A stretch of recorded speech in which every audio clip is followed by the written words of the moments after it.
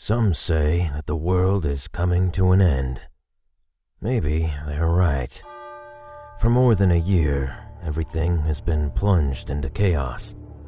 The sacred holy empire of Abel, once a symbol of power and stability, has fallen.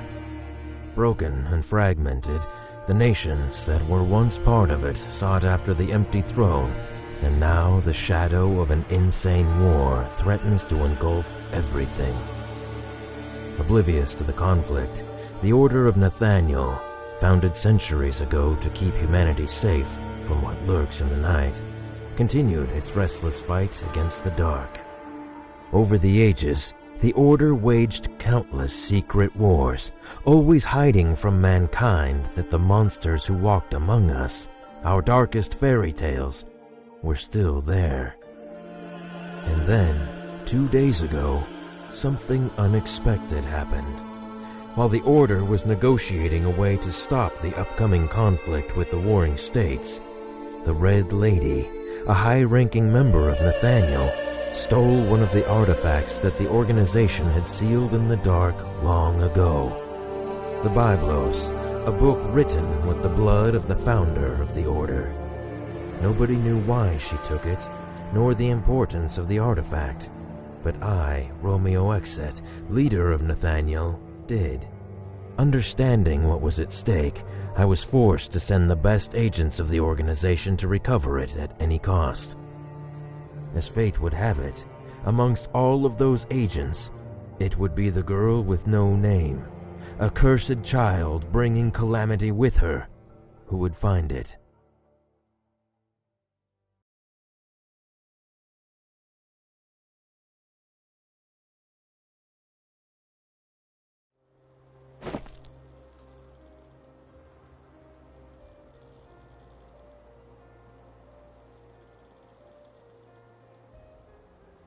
This place is devastated.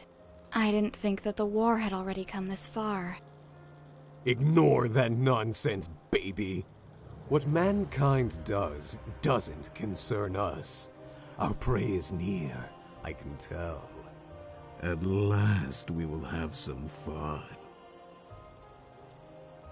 What is it, Uneasy?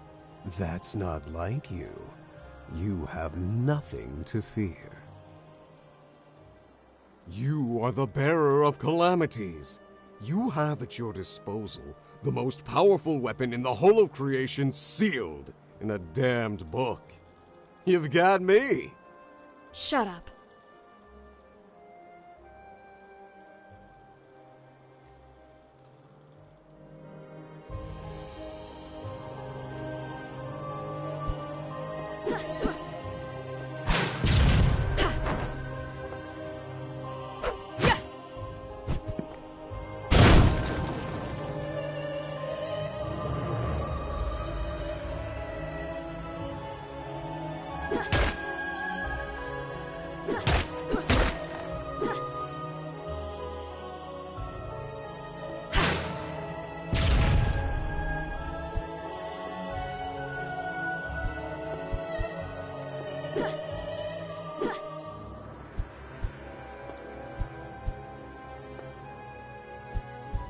Welcome, Bearer of Calamities. I knew they would send you. Unfortunately, you've come too soon. I have not finished yet. Lady, in recognition of your years of work for the Order, I will give you a chance to surrender and return the Biblos. As pragmatic as ever. Well, I didn't expect a greeting from you. What have you done with this place? Make no mistake, Bearer of Calamities, I had nothing to do with the destruction of this city. Its inhabitants left before the armies of the Empire arrived. To prevent them from taking it, the people set it on fire and killed everyone who wanted to stay. It's human nature. War, murder, death. It is something you should already be accustomed to. I didn't come here to listen to your pointless speech. Give me the artifact.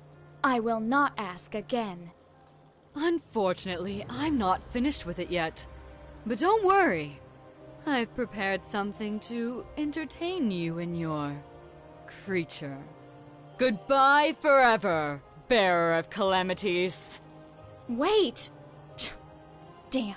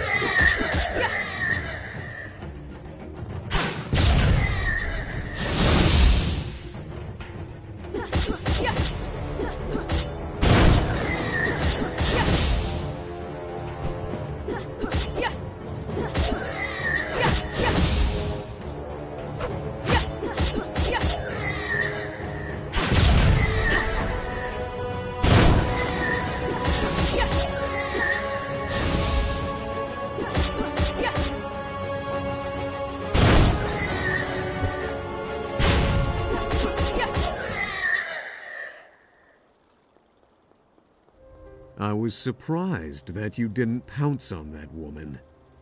Did you know her? She is one of the people who took care of my indoctrination after I signed my pact with you. Something like your teacher, eh? Shut up.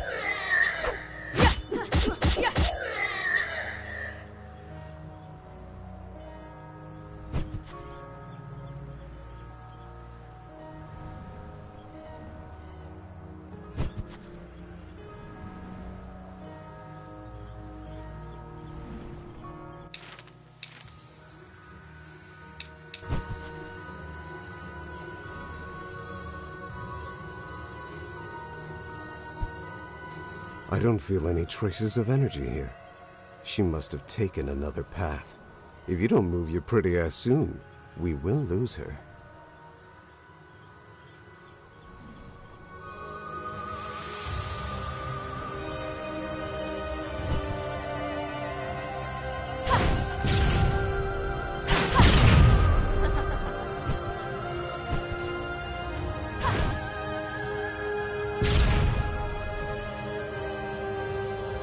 Did you know I don't like water that much? Maybe being sealed in a book for so long has affected me after all.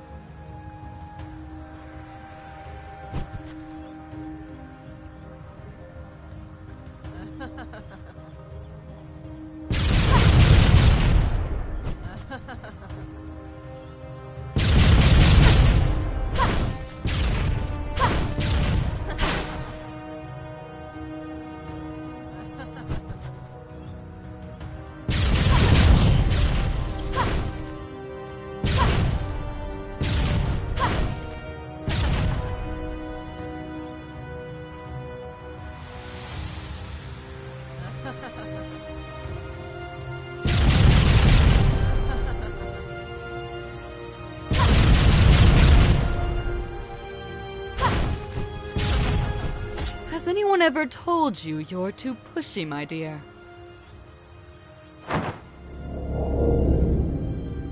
Wow, an existential barrier.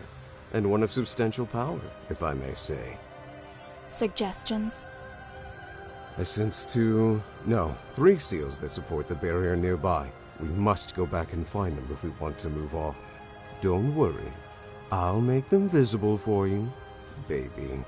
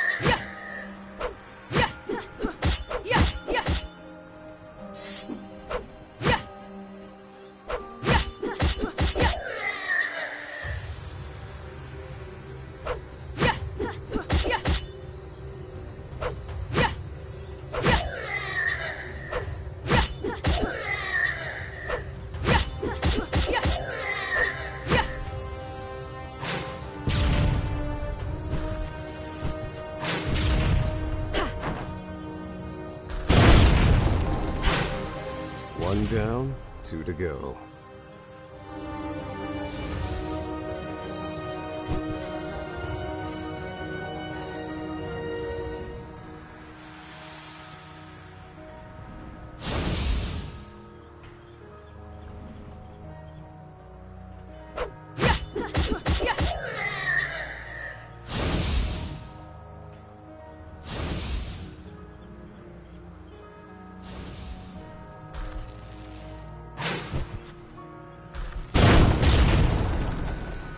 Just one more.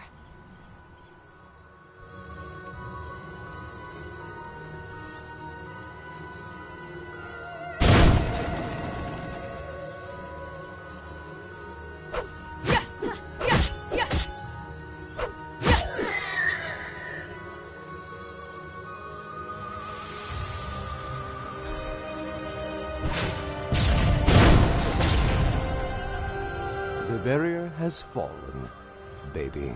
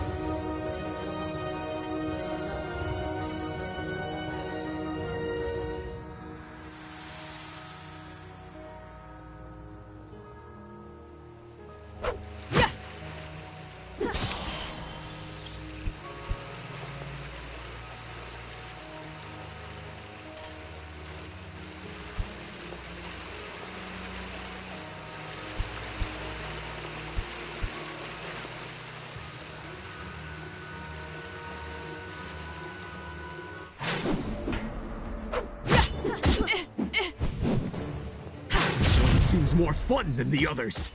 Come on, let me out. Shut up! Party pooper.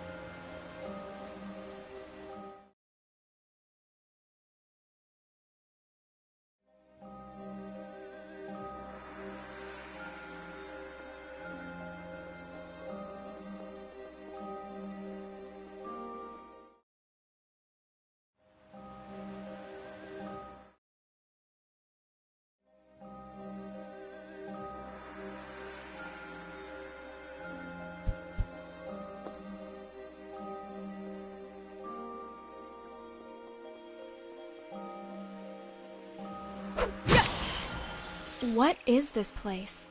I've never read anything about such ruins here. I don't know, but whatever it is, I feel something ancient.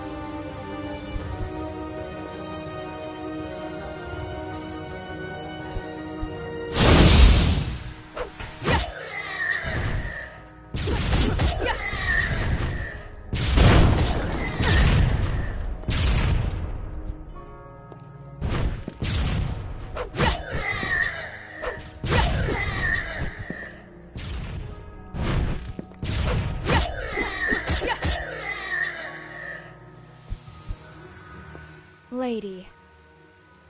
I'll admit, I expected to have a little more time, Bearer of Calamities. The Byblos is not ready yet. What do you want? Want? I don't want anything, my dear. I'm just an instrument of salvation. But I don't expect someone like you to understand that. But you, my dear, were a fool for coming here. This whole place was built for only one purpose: to seal the very core of your power. You look frightened, dear. Are you afraid of monsters again? Monsters? Those are no monsters. Let me show you what a real monster is. Ergo, monsters.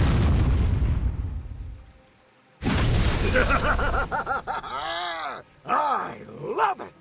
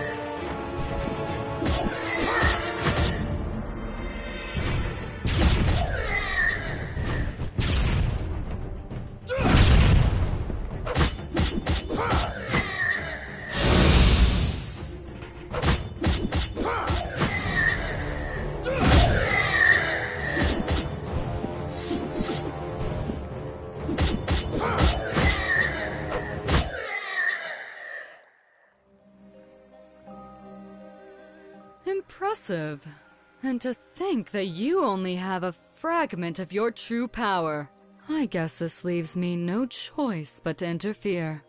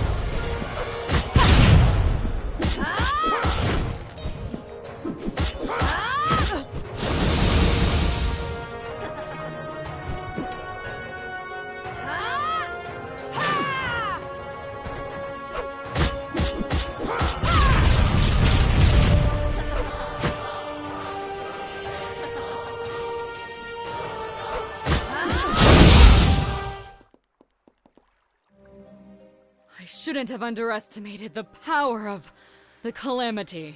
But it matters not. The ritual is complete. What is this all about, lady? I don't understand you. Oh, but you will, my dear. Everything is about to begin. Ugh! You should not be! Who are you? Baby, this guy's no joke. His power is too much for you. I know.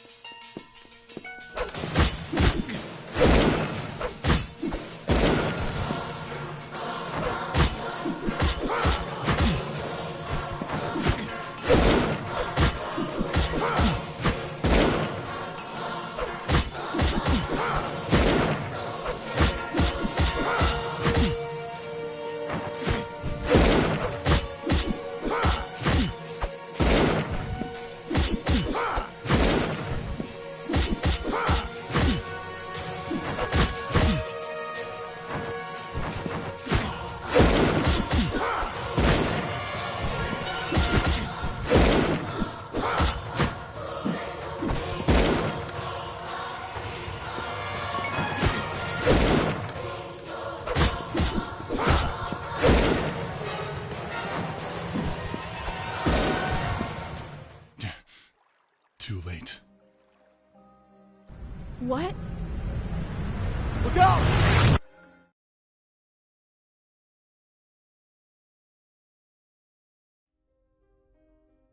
Once more. The same dream. Always the same. The little girl runs. She runs to escape the horror that haunts her. But what she sees at the end of the darkness, it's just an even greater nightmare. Wake up, Sleeping Beauty.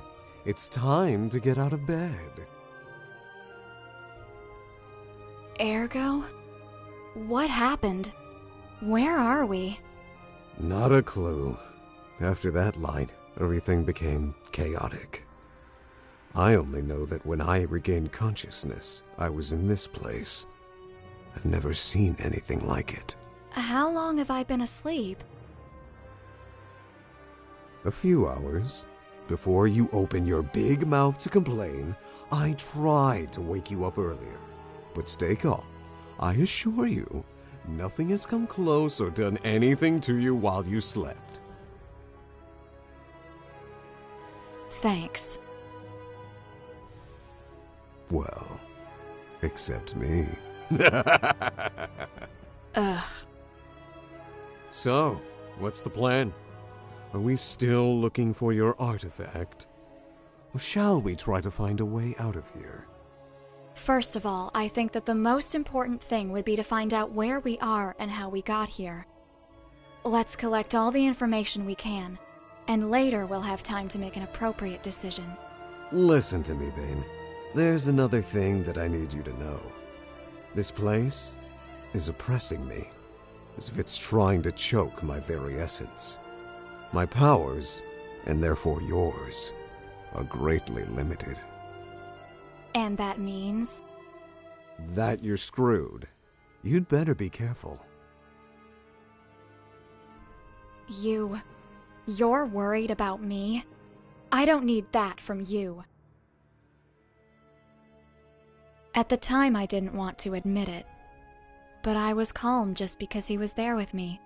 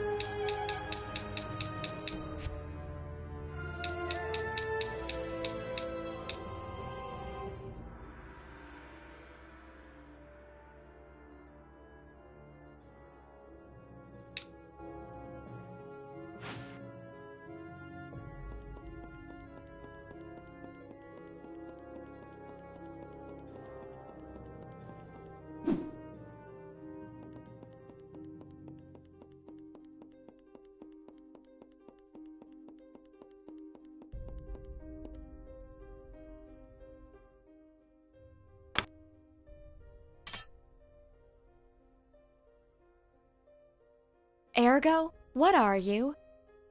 I mean, Nathaniel has studied you for centuries, but none were able to discover too much about your origins. Yes? And what did they say? There were all kinds of theories. Some said that you were a malevolent manifestation of thousands of evil souls. Others theorized that you were a higher demon from another plane of existence. And some people thought that you were a god. And what do you think?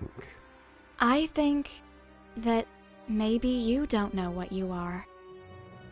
That sometimes you're simply lost. So, what are you?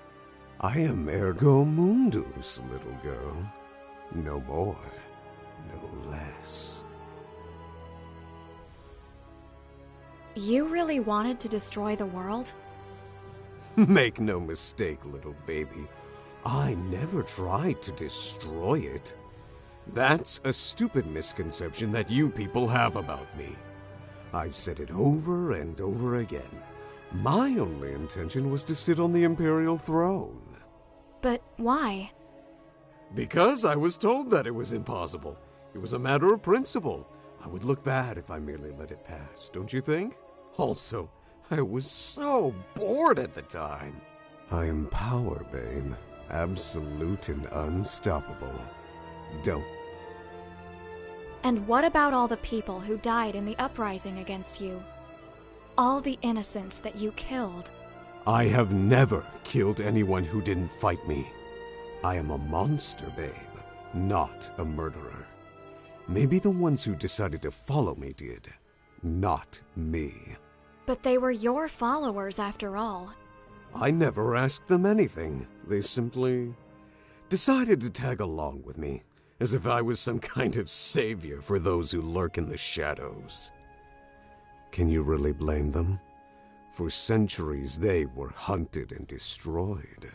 Even then, that was stupid. If they wanted to destroy mankind, they should have simply waited in the dark till humans couldn't find any other enemies than themselves. What do you mean? Look at the world. Can't you feel it? The ultimate war is coming. The Empire has fallen, and many want to take the throne. Millions will die. At the end, mankind is its own worst enemy. Don't you think? I think that sometimes we may be lost. We can hate and destroy, but we can also find our way. There is hope for us, Ergo. If you see the darkness, it's because there's light. Sometimes I think that you really are too nice for this job. That, or you're simply an idiot. Why did you take my name away? I did not. I mean, not because I wanted to. It is something that happens with all the people who sign a pact with me. My essence consumes something from you to link yourself with my power. It takes away a part of your existence. Other people forgot your name because, well, it's like that part of you never existed to begin with. And you? Do you know it? My name? Oh, maybe. Could you tell me what it is? No. How did you end up sealed in that book? I mean, I've heard the whole story more than once, but I always wanted to hear it directly from you. Oh, come on. For real? What do you want to know that? It's an old story. I won't force you, but I am really curious. Centuries ago, soon after I appeared in the world, I fought against the Empire due to a little misunderstanding. When I was about to win, my body, my real form, was temporally shattered in a fight against the greatest agents of Nathaniel, the Empire, and the Church led by a Lenii Grimoire. But it was pretty obvious for them that I couldn't be really destroyed. Ellie understood that it was just a matter of time until I would reform myself in a new body, and created a countermeasure against me. She put a part of me inside of this book, an ancient artifact full of seals made of her own blood, and tricked my spirit to go there. I was pretty confused in that moment, so I really fell for it. When I understood what was happening, my soul was already fused with this vessel, and her seals limited my power. And voila! I had become a book. Fun story? Thanks for telling me. Why do you work with Nathaniel? I mean, we are the ones who sealed you. Well, when I became a book, my movement and powers were quite restricted. Nathaniel could not destroy me. Even in this form, they never found a way to finish me for real. Especially because no one knows if I could simply reclaim my old body again.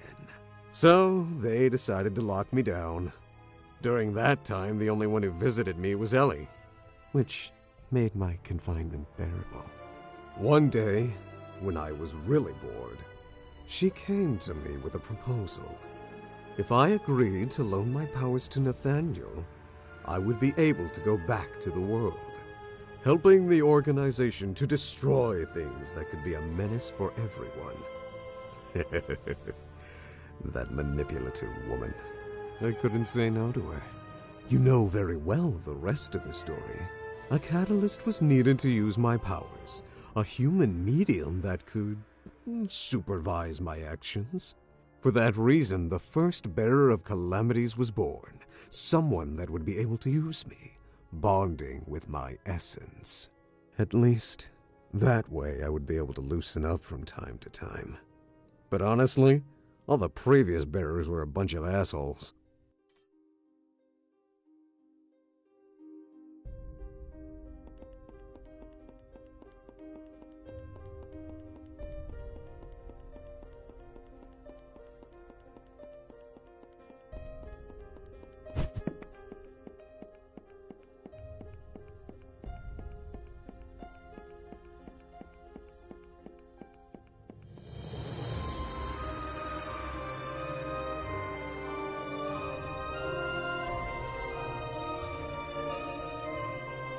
Did you see that? Someone was there. I know.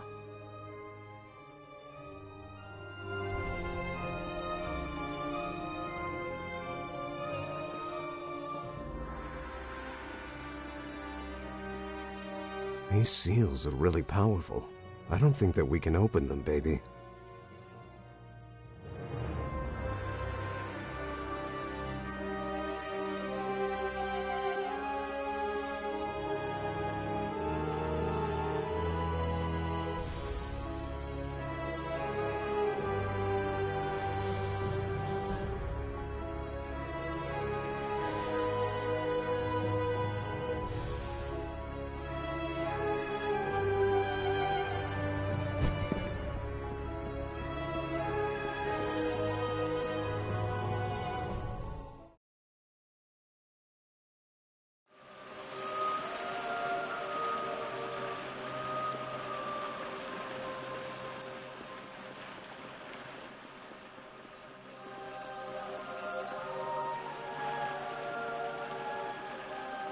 What?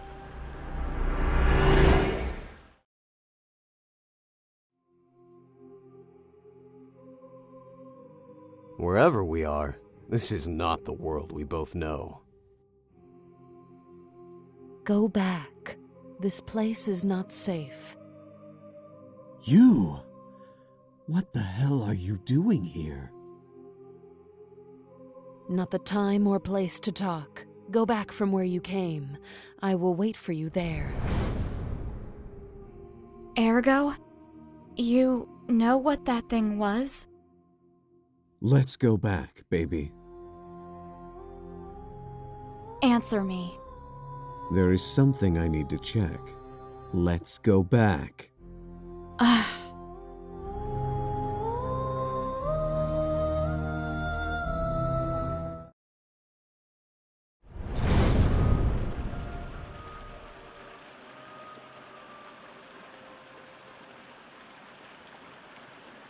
Wow, is it really you?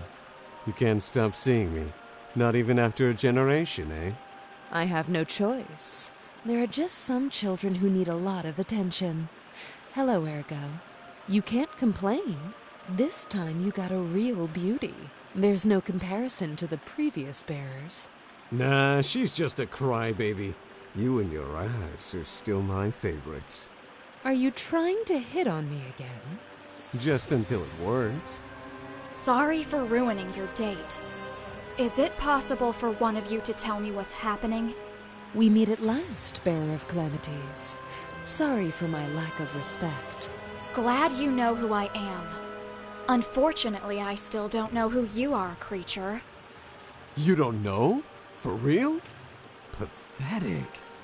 The whole of mankind owes everything to this woman.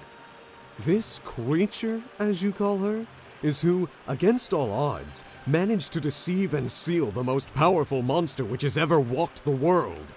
You won't say it was you, right, little book?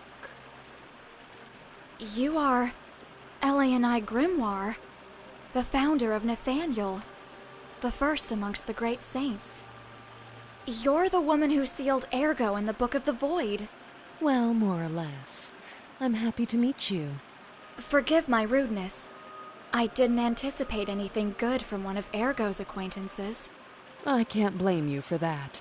Also, my appearance is not exactly reassuring. Are you dead? I am as alive as you, but my body is in stasis due to some problems in the past. What you see now is just a spiritual projection that my mind, awake only for short periods of time, can generate. What's happening, Ellie? Even if I know I am irresistible to you, I know you're not here for me.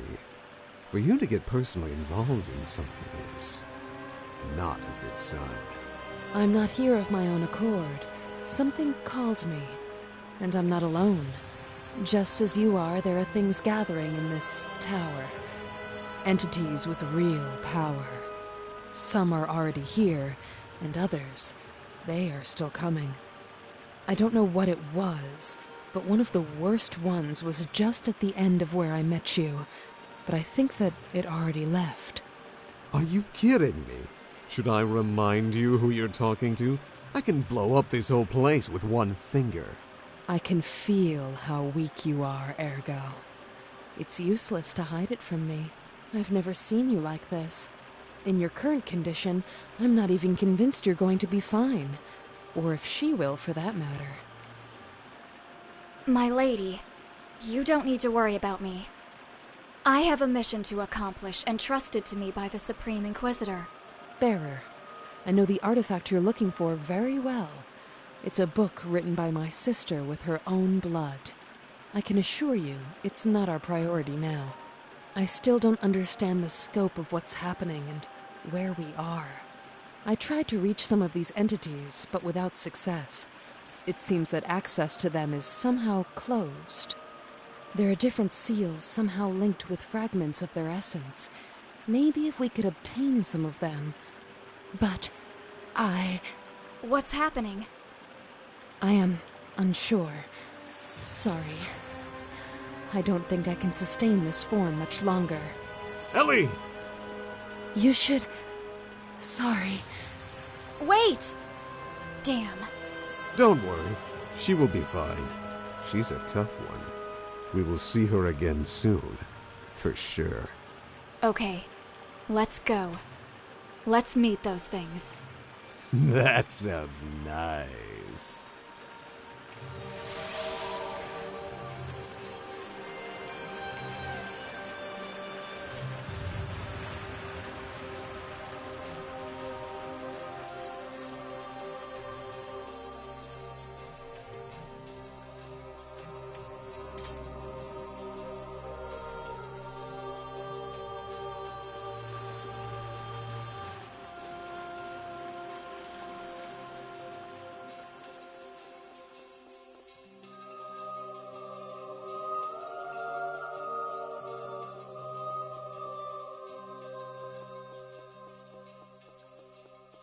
I feel something near.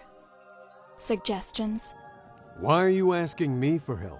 What do I look like to you, a strategy guide?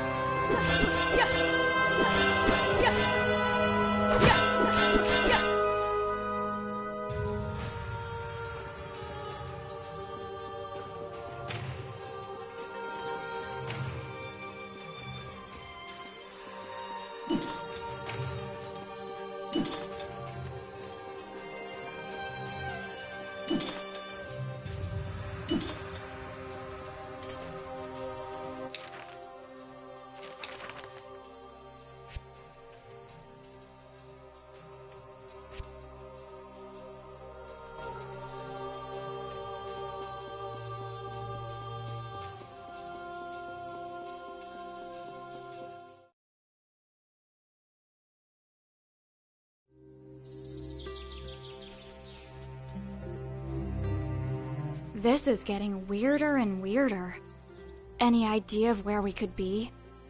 The ideal place for a picnic? Wonderful help. My pleasure.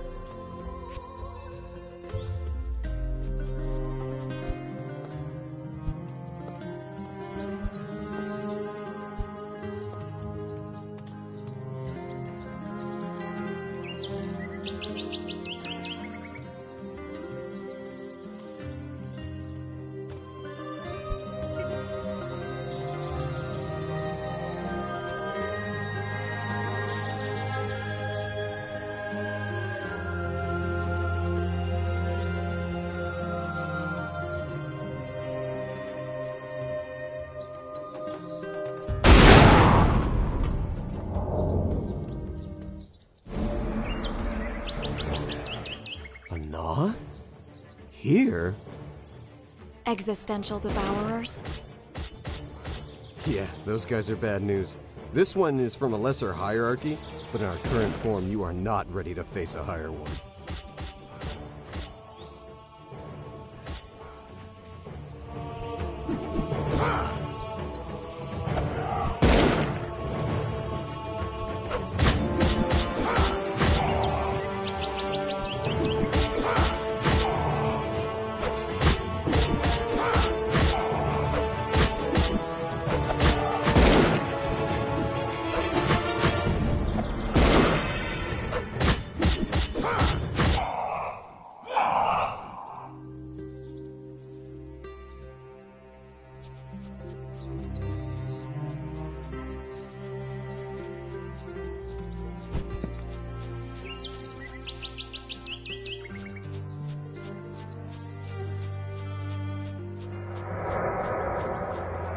This being, it's pure darkness. It'll be quite resistant to my powers. Yeah, leave the black ones to me and take the white ones for yourself.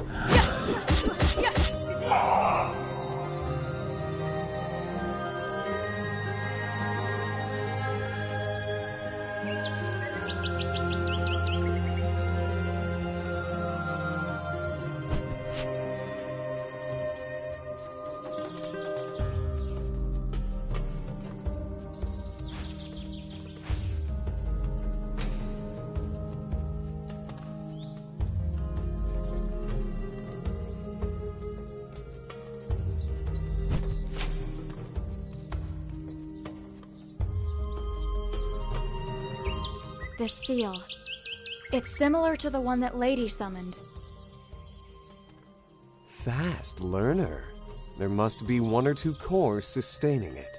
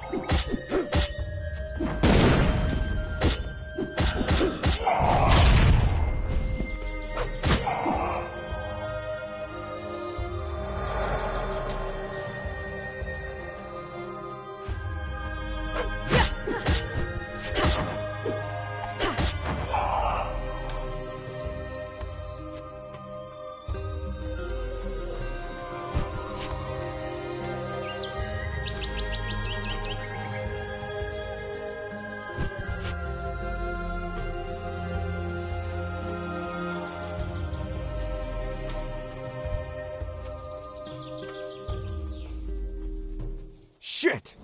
You remember what I said to you before about being careful with higher Noth? That's a queen!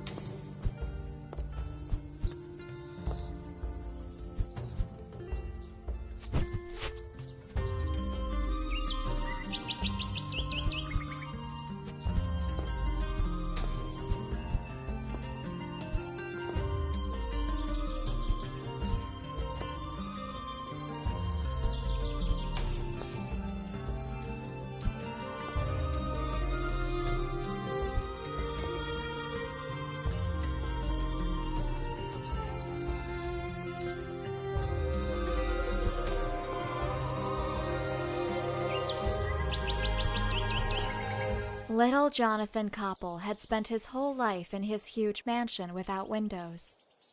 He never lacked anything. He was surrounded by a legion of servants that took care of him with absolute devotion. All of them wore strange masks and acted in a cold and distant way, but took care of him like he was the only thing that mattered in the world. From them, the boy learned the most exquisite manners, and to act like a gentleman of the highest rank. When the young one asked why he was there, his servants always told him that his parents had to go far away, and it was his obligation to wait for them there until they came back. When he learned to read, Jonathan began spending most of his time in the huge library of his house, reading tales and stories that made his imagination fly. He dreamed of fairies, goblins, and fantasy creatures that existed beyond the walls that confined him. But over the years, as he grew older, the mansion seemed to him to grow ever smaller until his home became a prison for him. Finally, the night that he turned 12, he ran away. Why wouldn't he? After all, he could never have imagined that the mansion existed only to protect him.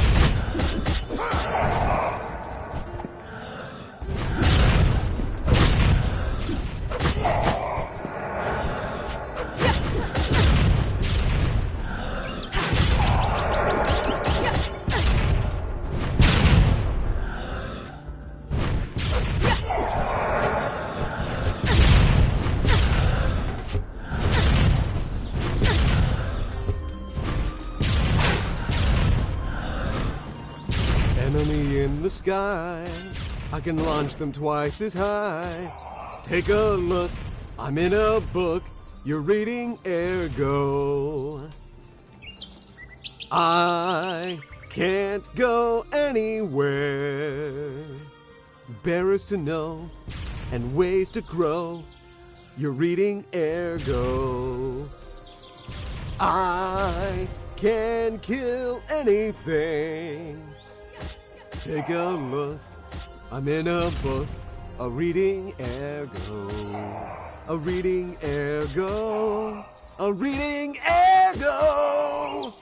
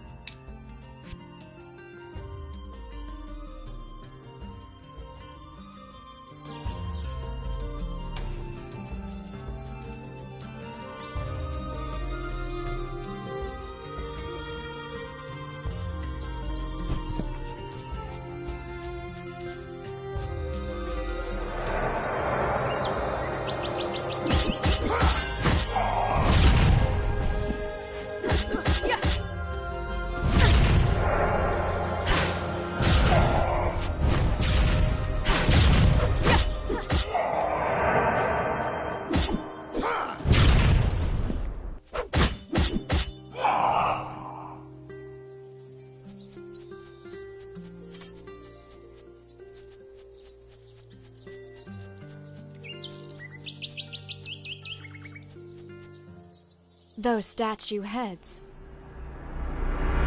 What? They were guardian spirits. If we want to pass through, we need to find those things and destroy them. They can't be far from here. I can feel them. Good girl! You really are doing your homework. You may be able to control my powers better than I thought. Shut up.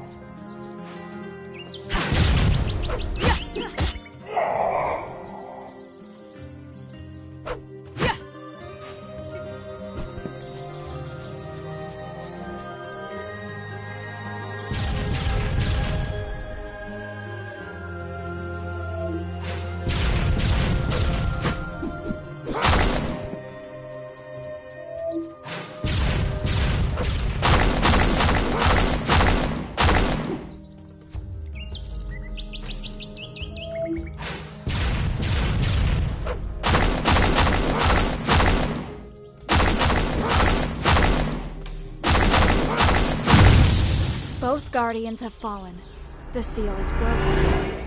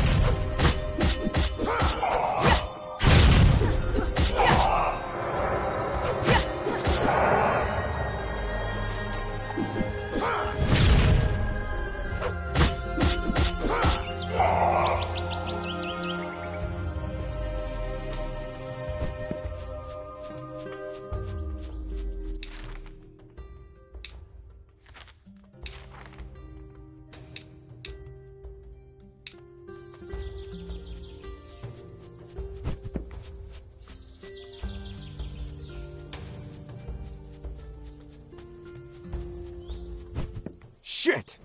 You remember what I said to you before about being careful with higher Noth? That's a queen!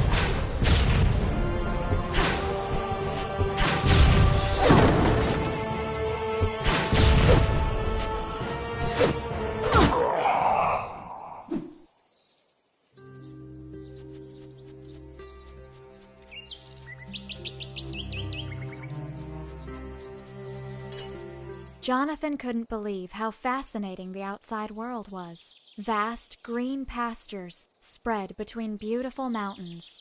Just a few hours ago, he had left the mansion, and all that he saw only increased his attraction to the wondrous outside world. But his greatest surprise was to discover he wasn't alone. There weren't normal people like he expected, but fantastic creatures swarming everywhere, the same kinds which appeared in the tales he read in his library. Both horrible monsters and wonderful beings observed the little one with fascination, and to his surprise, tried to help him. Soon, a legion of creatures began to follow Jonathan, as if they had never seen someone like him before. From them, Jonathan found out that they were in a place called Folklore, the back of a huge creature of vast proportions. The world was changing, and the fantasy was dying. The last fairy tales had taken refuge there, trying to accumulate enough power to survive.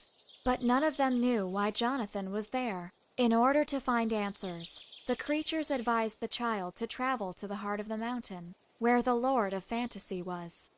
Jonathan thought it was a great idea.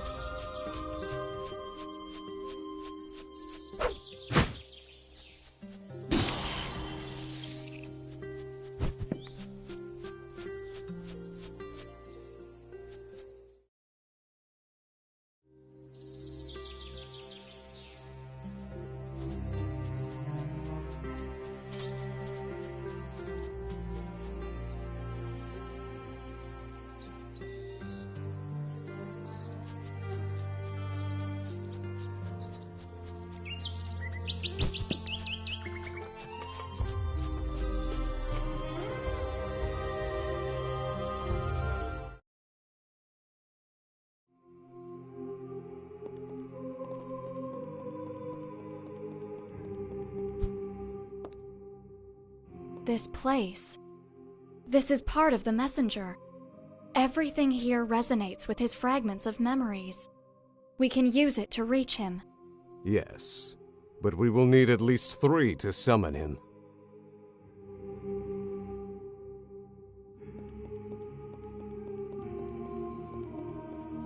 2 more. 1 more. We don't have any frag...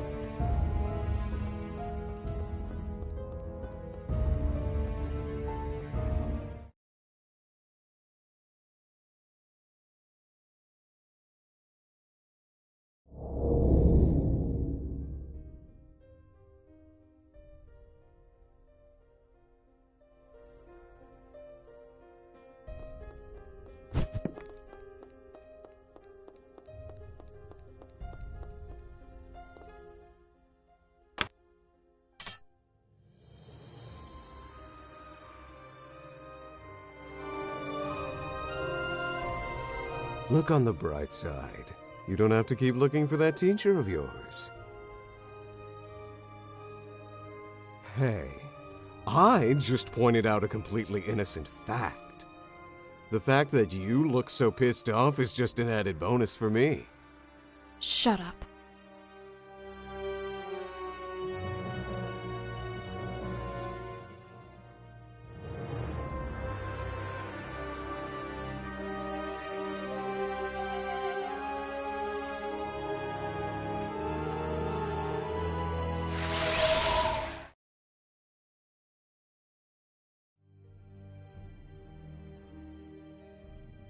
Bearer of calamities, I felt your presence. Lord Romeo? Exet, are you kidding, babe? The damn Supreme Inquisitor here? Shut up! I am outside the building. Our forces, our armies, Nathaniel, the Inquisition, they are all here. I used all my power to create this gap that allows us to communicate, but it is unstable. We must be brief. Milord, lady, she's dead. And the artifact is still missing. But it's just a matter of time before I... Silence.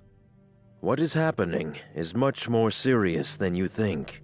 Far more than any of us ever thought. Just one person predicted it. And now we're too late. The whole world is in chaos. Many of the rules of reality are breaking. And this place is the source of everything. I'm sorry, my lord. I don't understand. The book you had to recover, the Biblos, was a collection of prophecies made by Herael Grimoire.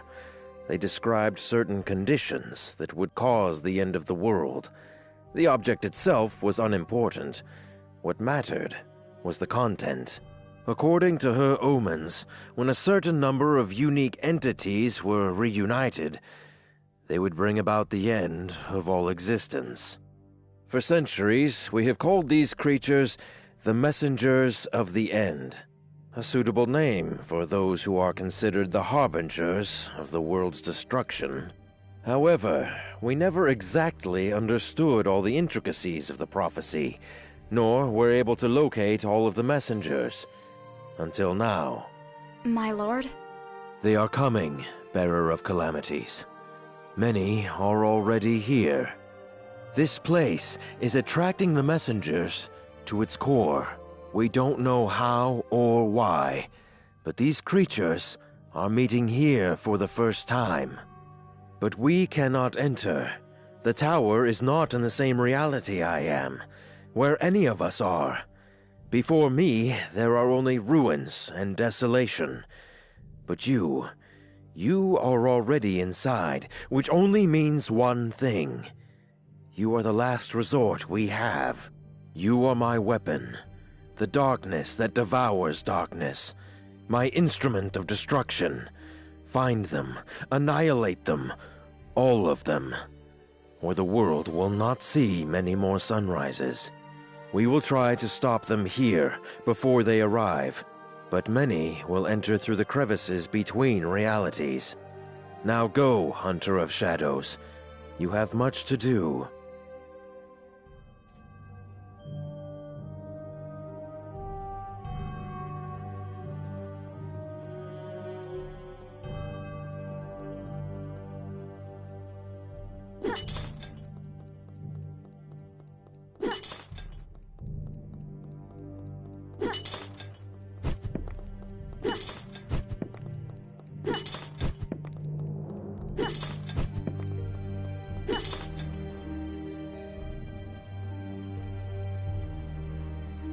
Romeo, Romeo, wherefore art thou, shithead Romeo?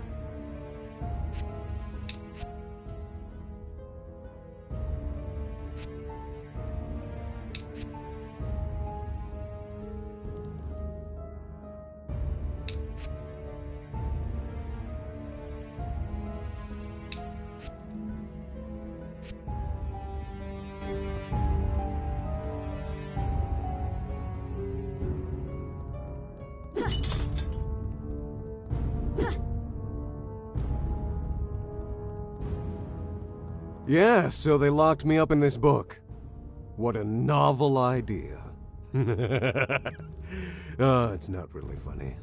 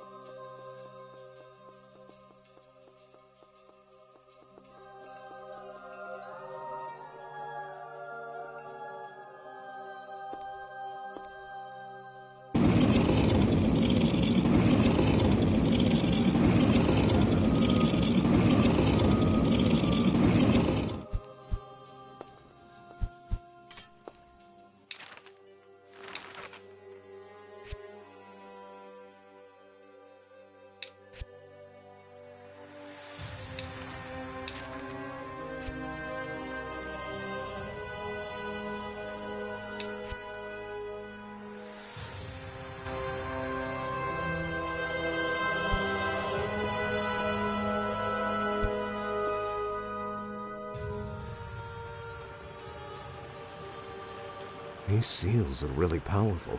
I don't think that we can open them, baby.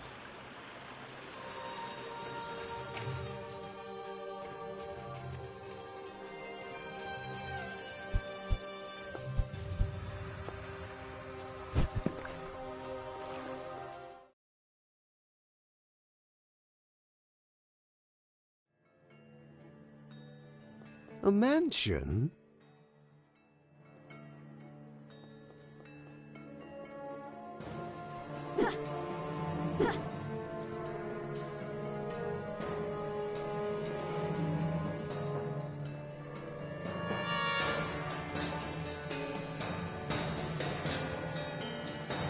Look at all those puppets.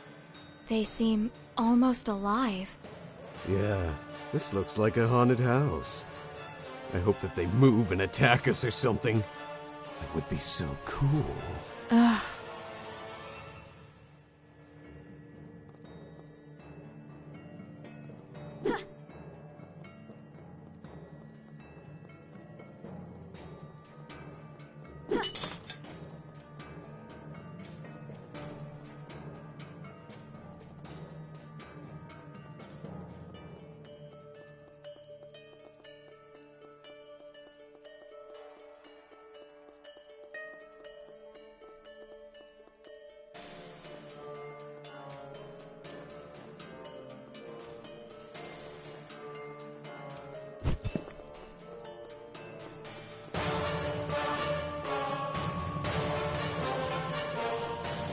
Babe, these seals, they're linked to the paintings.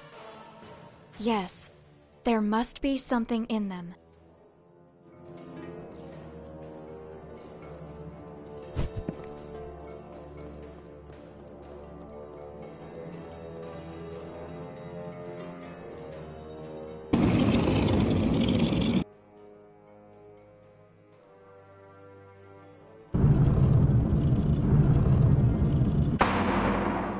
Solomon Magitech. Science of the Lost Times? Unusual. It's not something you expect to see in a place like this.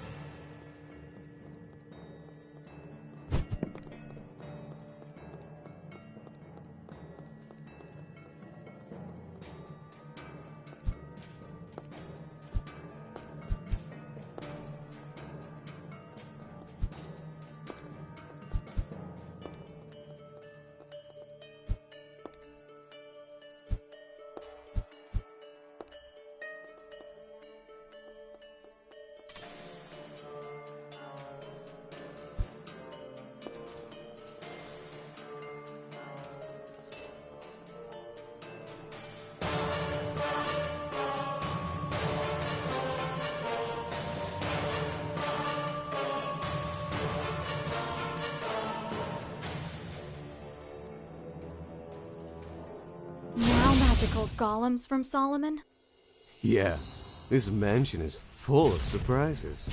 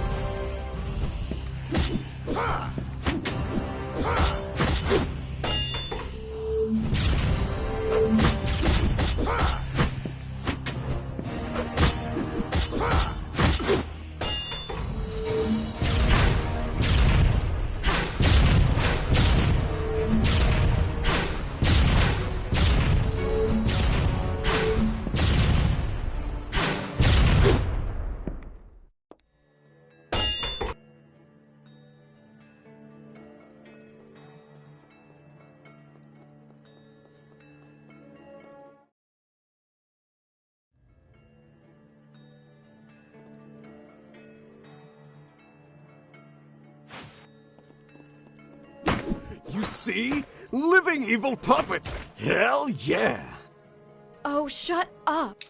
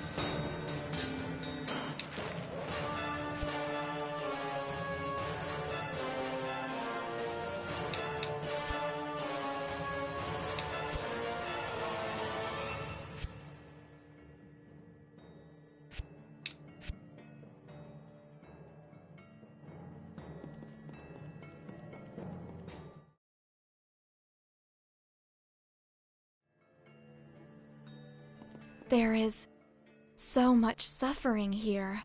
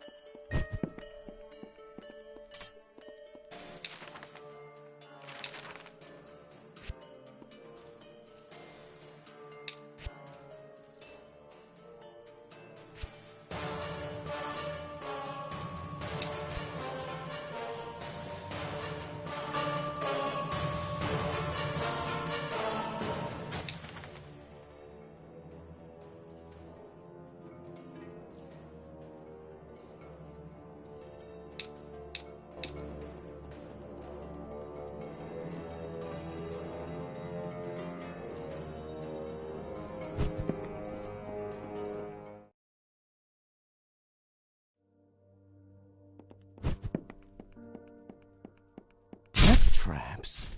This is our best date ever!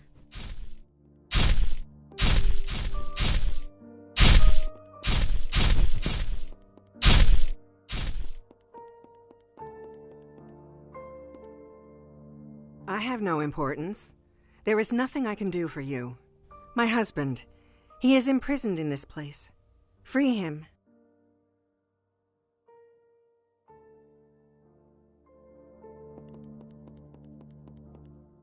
Everything is confusing.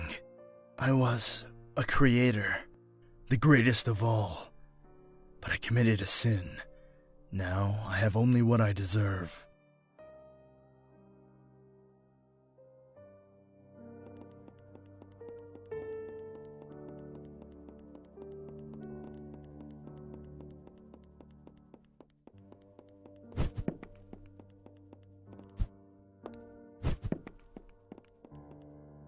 I am the one who devours everything.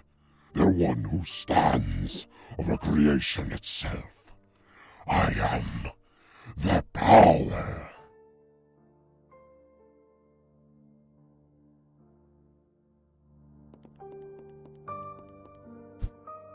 I am nobody. I have never been. But somewhere in this prison is my wife. Free her. She will know how to reward you.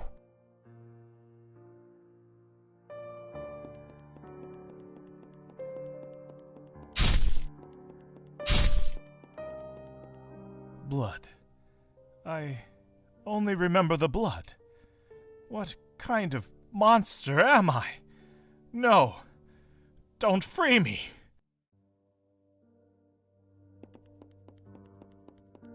I am sorry, World Walkers. I have nothing to say.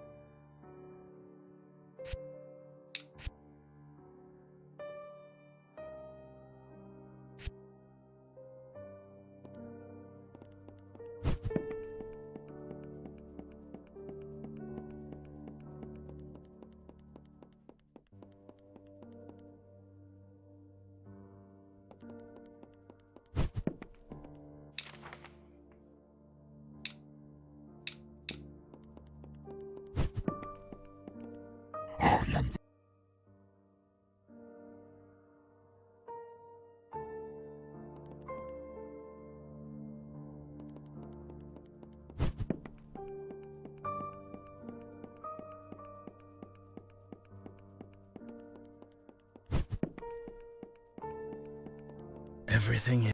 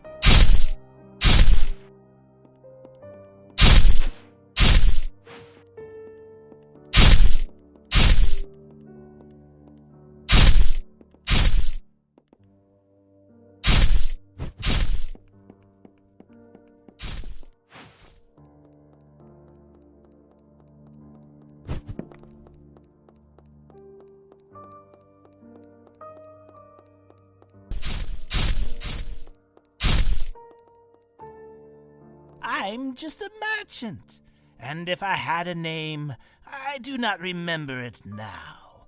Open this door, and I promise you that I'll know how to thank you. The secrets, the passages, they echo in my head like screams. Stop them! Make them stop!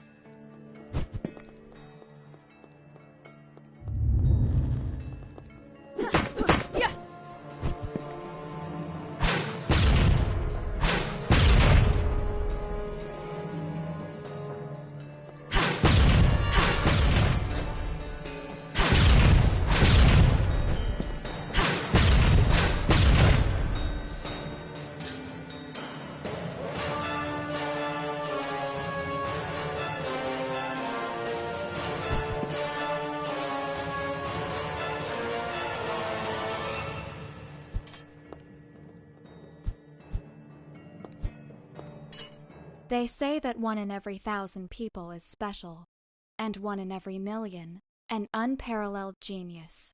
Nazcal Mayorim is 1 in a billion. Since childhood, he showed an inordinate talent to create, a skill that surpassed even the greatest masters of the world. With such a gift, there was never any doubt that, if he wanted, he could have become anything that he desired. But Nazcal did not care for such things, for his only passion was the marionettes. When he was a little boy, his parents took him to a theater, where he saw for the first time what would become his obsession. These simple figures of wood and metal, artificial beings posing as people, fascinated him in an incomprehensible way. And it was then, at such an early age, he decided to devote his life to them. Year after year, Nazcal learned everything about their construction and handling, developing unique methods to give them more realism and mobility. With time, his works became incomparable, so perfect that it was difficult to distinguish them from living beings. His marionettes were valued as masterworks and appreciated everywhere. And only now, upon turning 25, is Nazcal truly pleased. Everyone recognizes that he is the greatest artist in the world.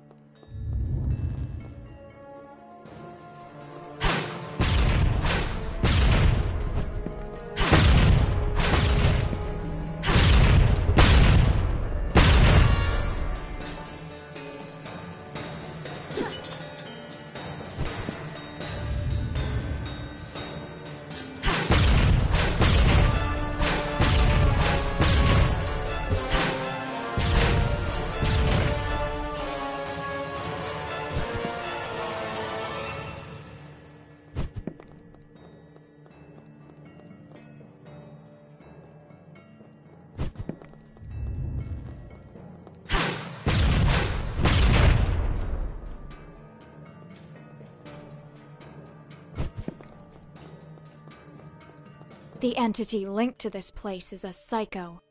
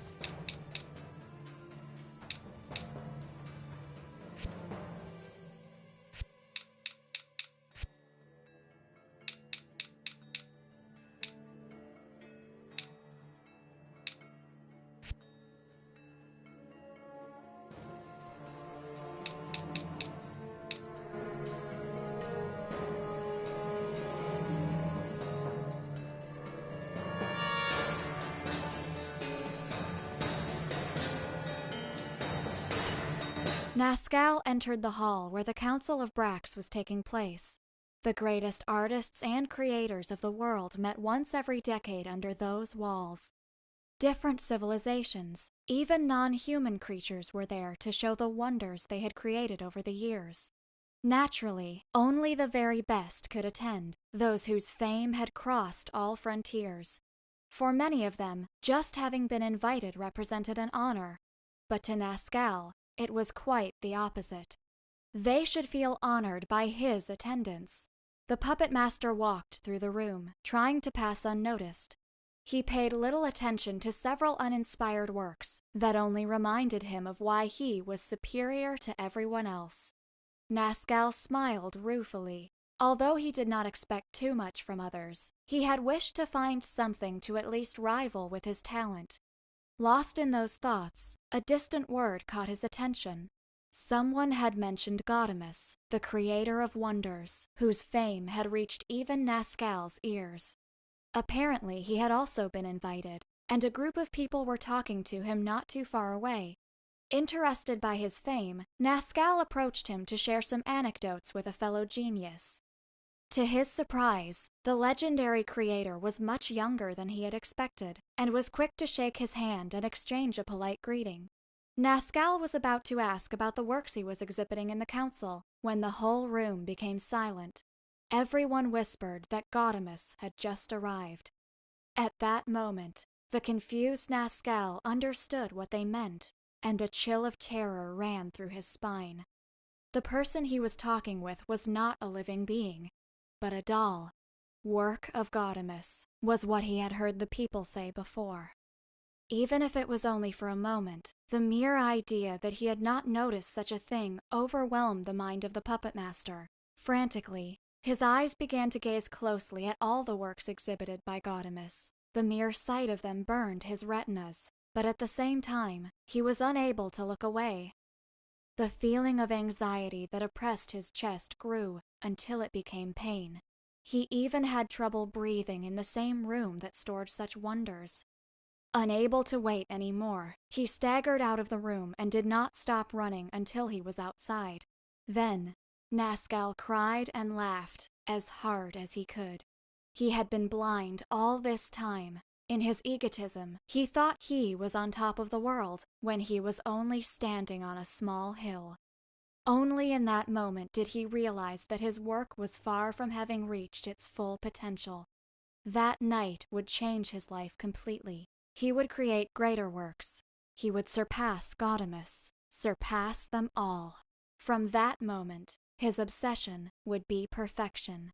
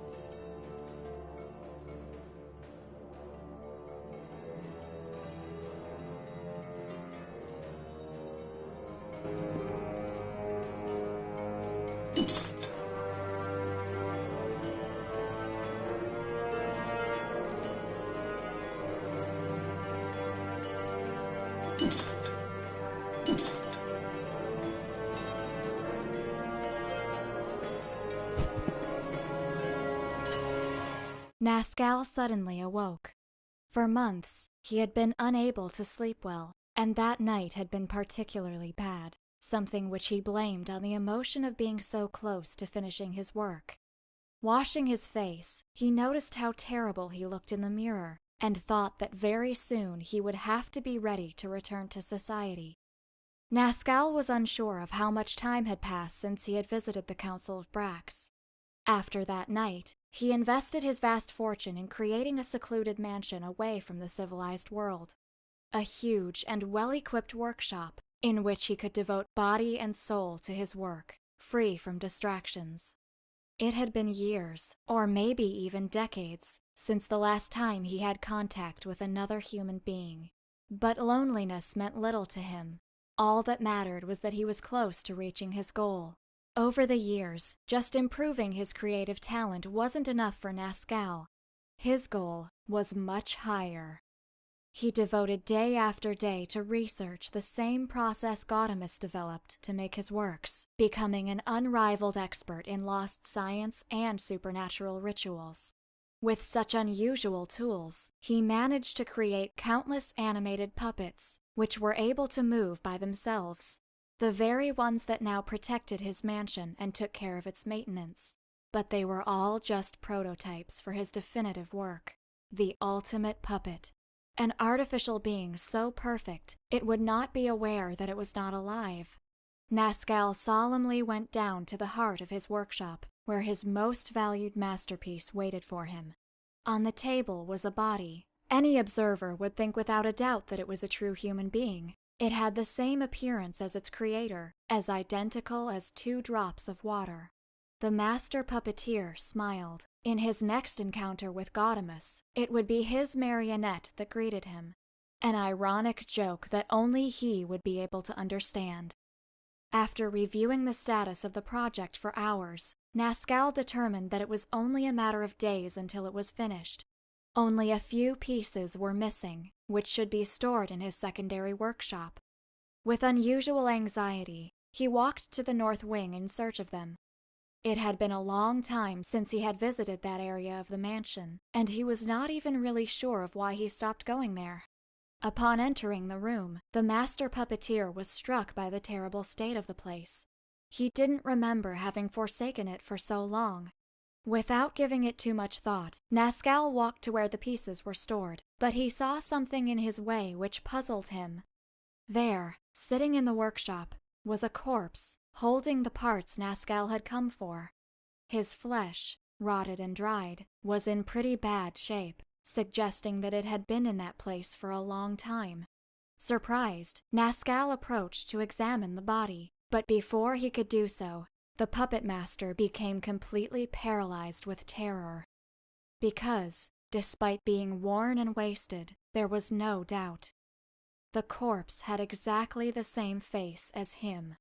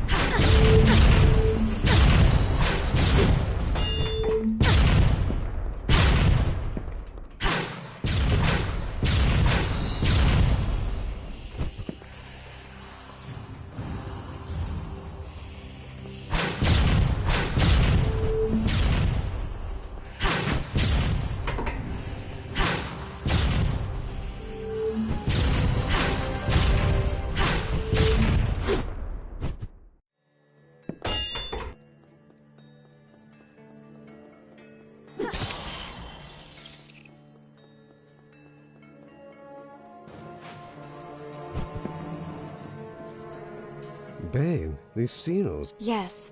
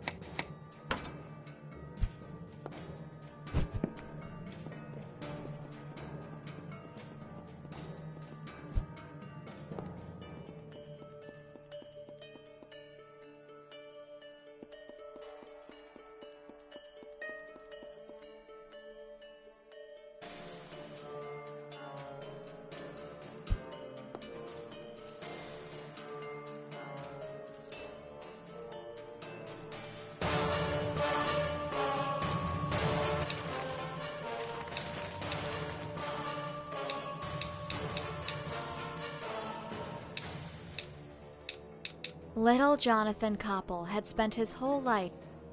Jonathan couldn't believe how fascinating the outside world was. Vast, green. They say that 1 in every 1,000 people is special.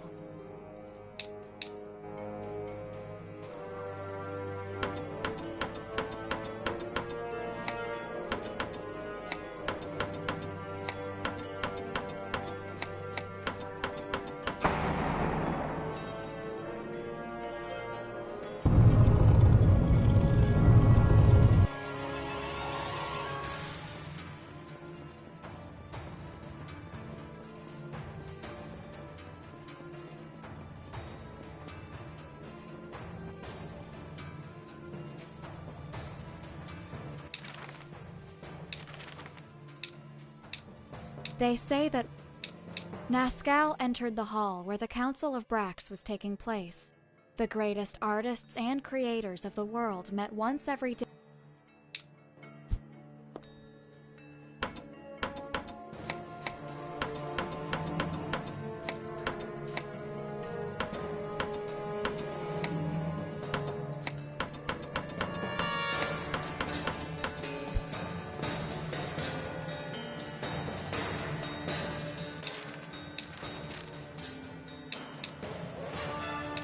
Nascal entered the hall where the count...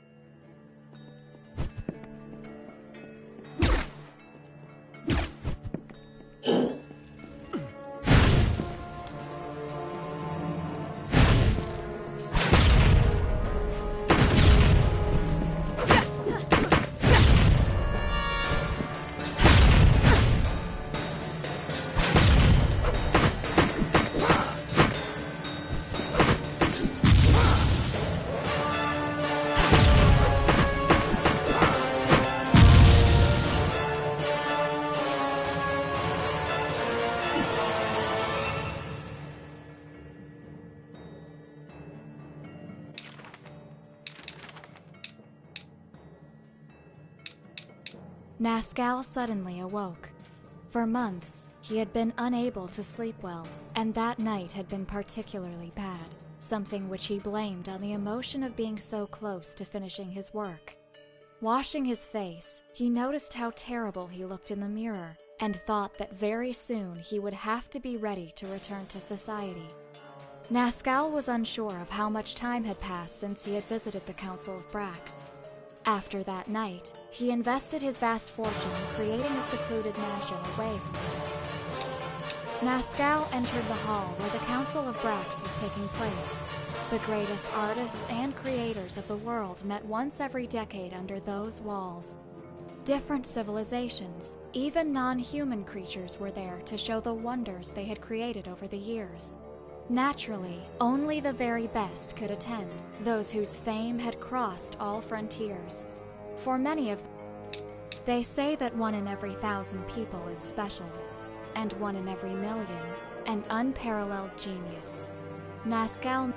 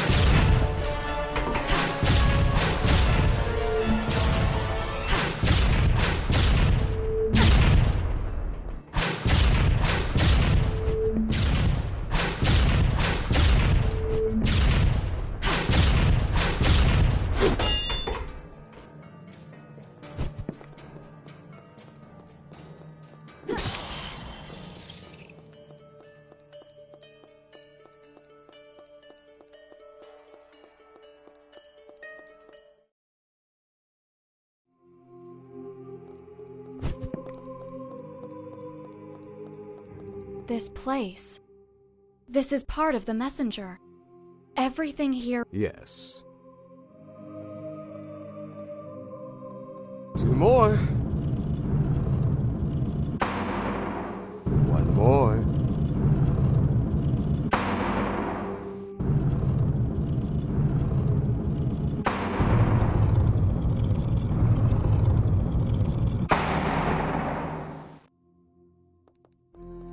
We don't have any fragments.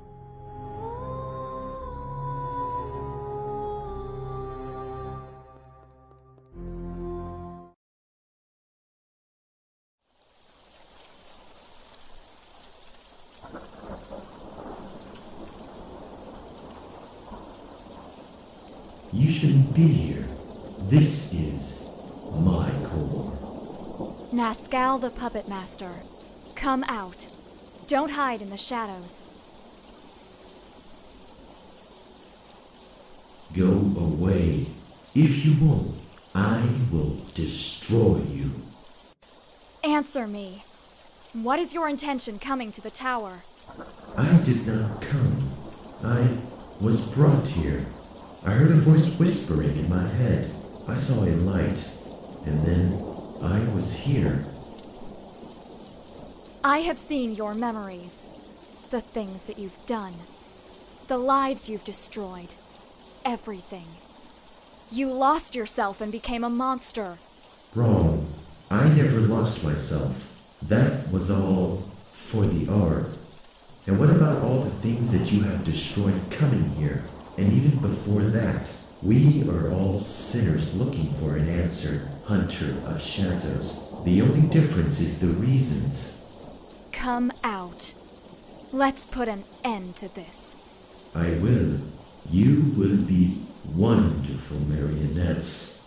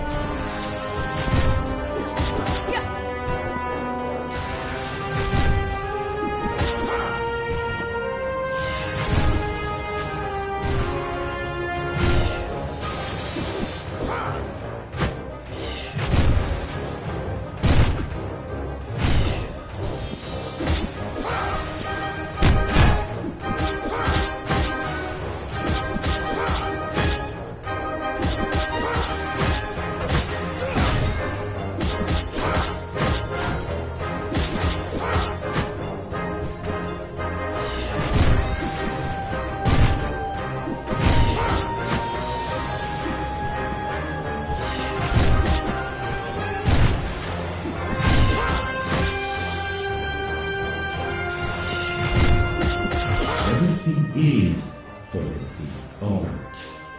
Come, my beautiful creations.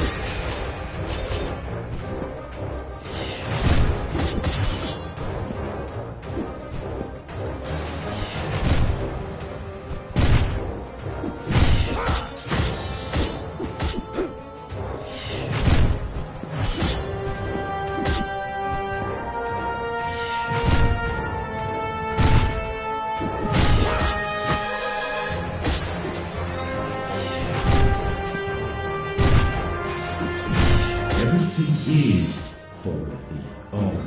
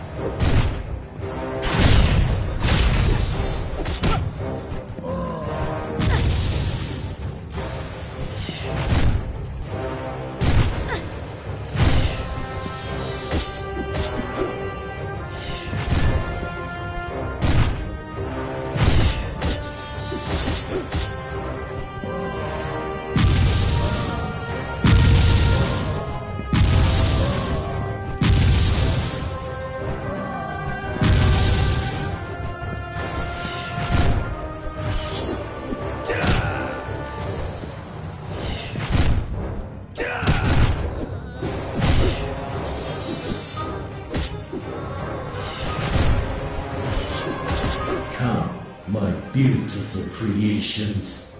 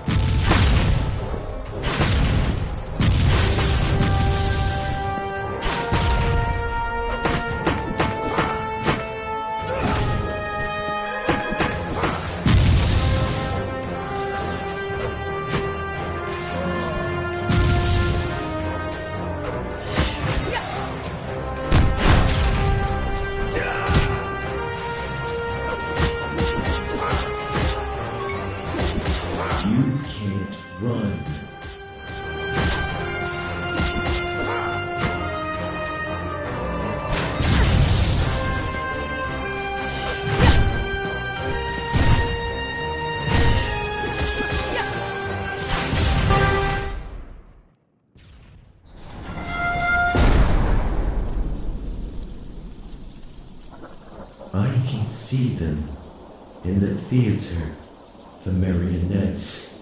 They are wonderful. Huh? This power.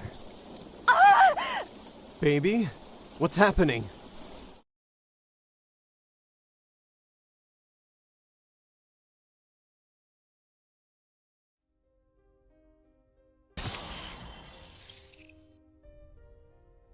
The dream goes on. The little girl is still in the dark hallways of the heart of the Order of Nathaniel. Around her, there are dozens of sealed rooms which contain incomprehensible monstrosities that should not exist. The Inquisition brought the child there only a few hours ago. They said it was just for protection, to be sure that she was safe. Although the truth is that they didn't know what to do with her. It was too dangerous to let her live, but she was still an innocent child. Even the most radical amongst them didn't want to kill her just because her blood was different. A blood that would empower any supernatural creature who fed on her. The Inquisition thought that her pursuers would not be able to enter the holy city of Nathaniel, so they would have time to decide what to do there. They were wrong. The little girl can't run anymore.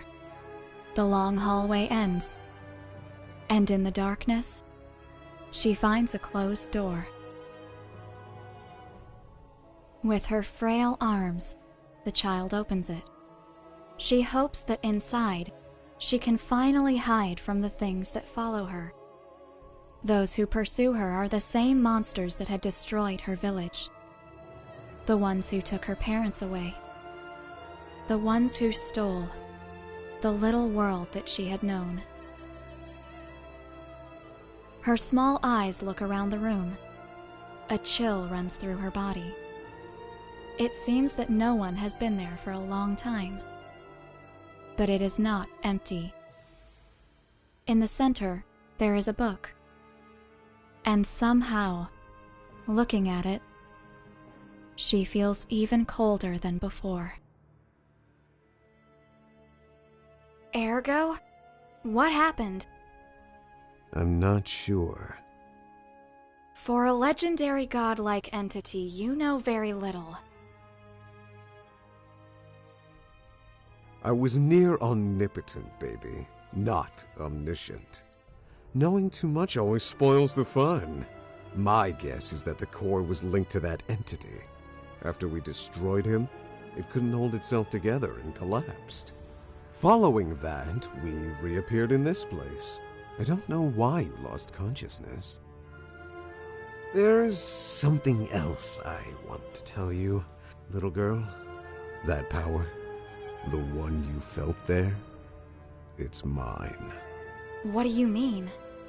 After kicking the ass of that guy, something came to me. I thought it was merely assimilating his essence, but it was more. I regained part of my power, my real power.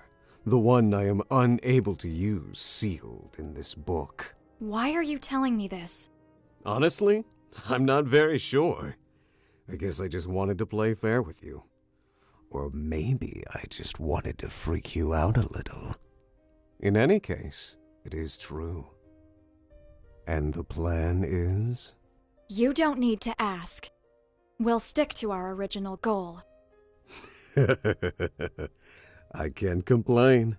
This is becoming much more fun than I thought it could be.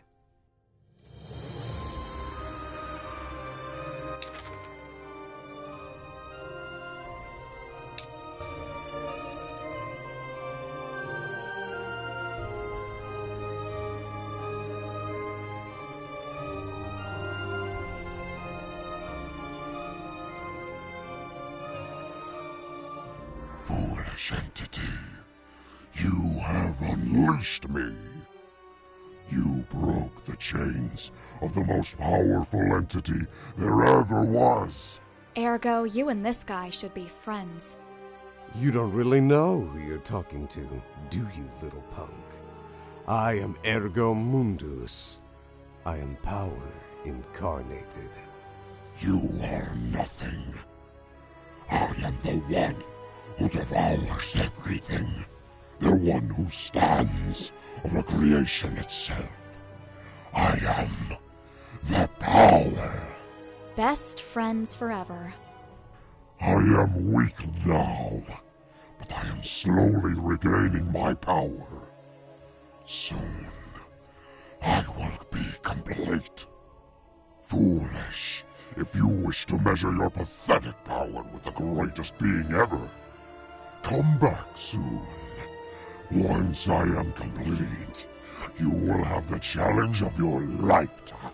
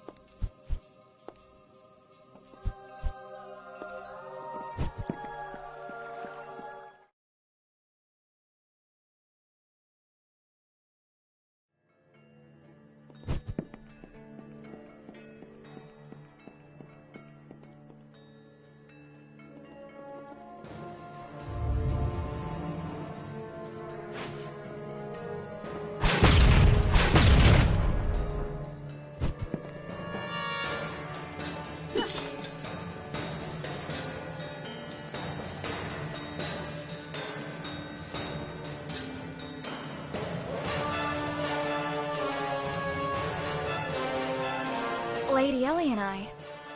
Hi, bearer of the annoying book. I'm glad to see you again, safe and sound. How are you, Ellie? The last time we saw you, you seemed to be in some kind of trouble. Worried? Nope. I know how difficult you are to kill firsthand. And everyone knows that it took a manifestation of hell itself just to knock you out for a while. Lady Ellie and I. Lord Romeo Exet was able to contact us. We have our orders. All our forces are outside, while we need to destroy certain creatures. Little Romeo is involved too. This is as serious as I thought. He thinks that it is the prophecy, right? The one that my sister foretold. The messengers of the end.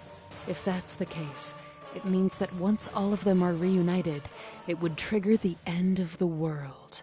But something is wrong. I feel it. I will try to talk with Romeo, if I'm able to manifest myself outside. Why are you in this place? Honestly, I have no idea. My manifestations are too chaotic. I can't even move freely around here. I'm limited to stay in some rooms. Once I've regained enough strength, I will manifest again in the center of the core room, and from there, I will try to explore other places to see what I can discover. If you need something, I will be there from now on.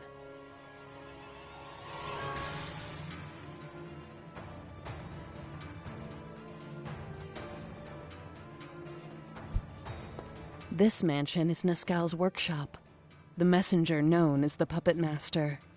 In this place, he created countless masterworks and destroyed countless lives in the name of his art. Such genius, wasted by madness. I think that somewhere in the mansion, there was a picture of my sister titled Grimoire. It seems that we are really popular in Arcane.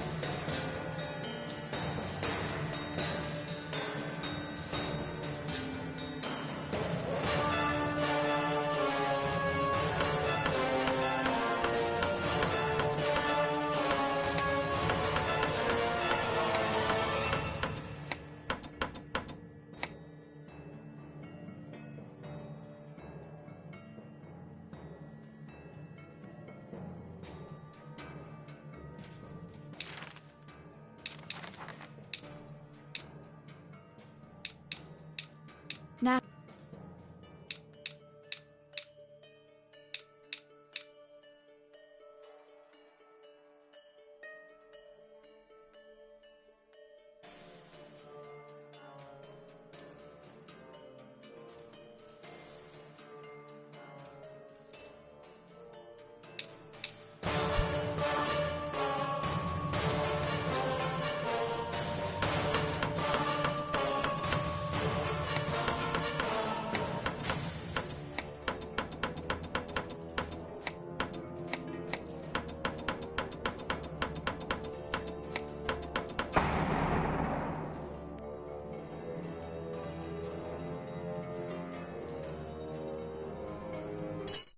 what was a human being? What exactly was he? Nascal didn't know for how long, years perhaps. He had asked the same questions without finding an answer. Was the dead body in the workshop the real Nascal? But if it was, why did it hold the parts needed to complete the project? The Puppet Master had his body analyzed several times over the years, trying to find something that could help him determine if he was a man or a marionette. In his research, Nascal severed some of his limbs, replacing them with metal implants, an irony that even he could see. Desperate, he began to consider using other humans as guinea pigs for research. However, after all of his sacrifices, he was still not even one step closer to finding the truth. But what if none of that mattered? People, puppets. What if there had never been any difference from the start?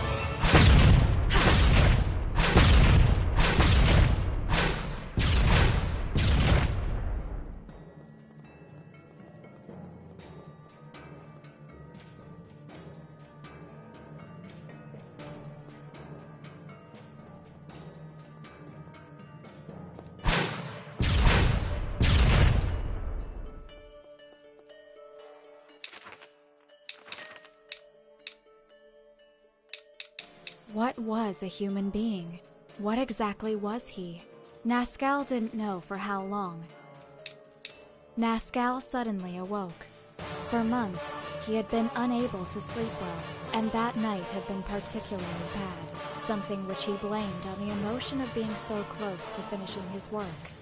Washing his face, he noticed how terrible he looked in the mirror, and thought that very soon he would have to be ready to return to society. Nascal was unsure of how much time had passed since he had visited the Council of Brax. After that night, he invested his vast fortune in creating a secluded mansion away. Nascal entered the hall where the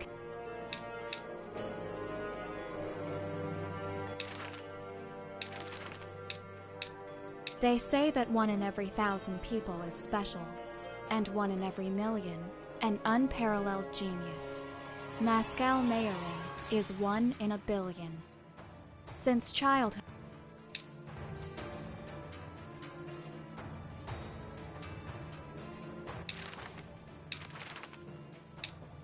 they say that 1 in every 1,000 people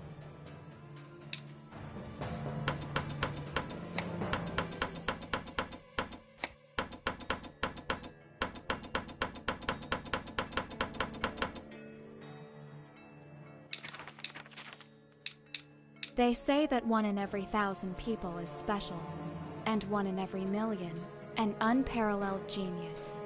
Nascal Mayorin is 1 in a billion. Since childhood, Nascal entered the hall where the Council of Brax was taking place. The greatest artists and creators of the world met once every decade under those walls. Different civilizations, even non-human creatures were there to show the wonders they had created over the years. Naturally, only the very best could attend, those whose fame had crossed all frontiers. For many of them, just having been invited represented an honor, but to Nascal, it was quite the opposite. They should feel honored by his attendance. The puppet master walked through the room, trying to pass unnoticed. He paid little attention to several uninspired works that only reminded him of why he was superior to everyone else. Nascal smiled ruefully. Although he did not expect too much from others, he had wished to find something to at least rival with his talent. Lost in those thoughts, a distant word caught his attention. Someone had mentioned Gaudamus, the creator.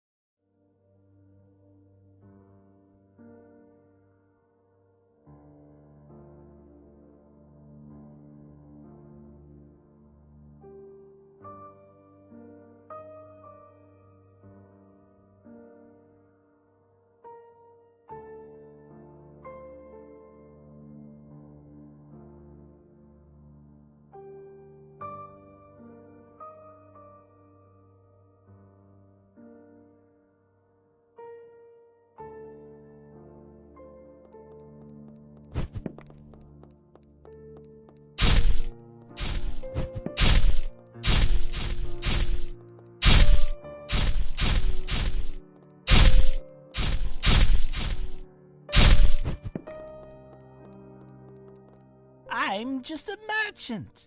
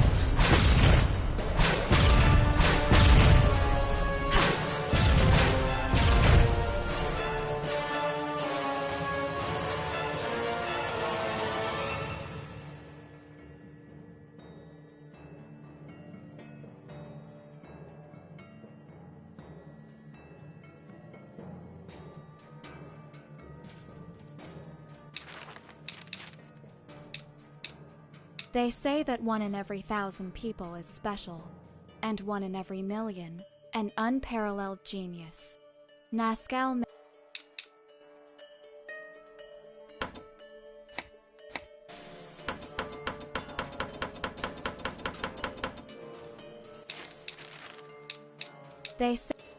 They say that 1 in every 1,000 people is special, and 1 in every million, an unparalleled genius.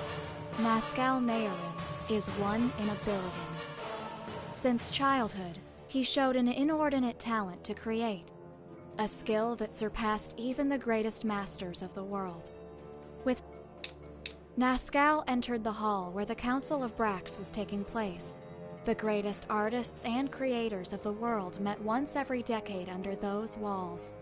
Different civilizations, even non-human creatures, were there to show the wonders they had created over the years. Naturally, only the very best could attend, those whose fame had crossed all frontiers. For many of them, just having been invited represented an honor, but to Nascal, it was quite the opposite. They should feel honored.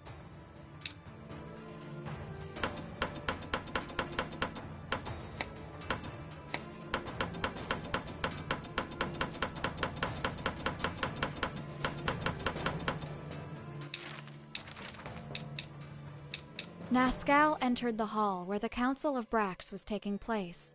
The greatest artists and creators of the world met once every decade under those walls. Different civilizations, even non-human creatures, were there to show the wonders they had created over the years. Naturally, only the very best could attend, those whose fame. Nascal suddenly awoke. For months, he had been unable to sleep well, and that night had been particularly bad, something which he blamed on the emotion of being so close to finishing his work.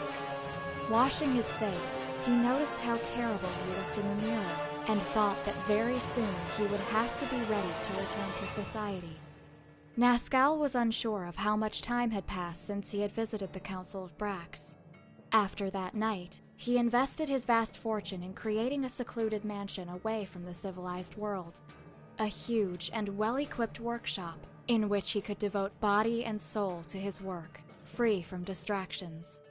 It had been years, or maybe even decades, since the last time he had contact with another human being. But loneliness meant little to him.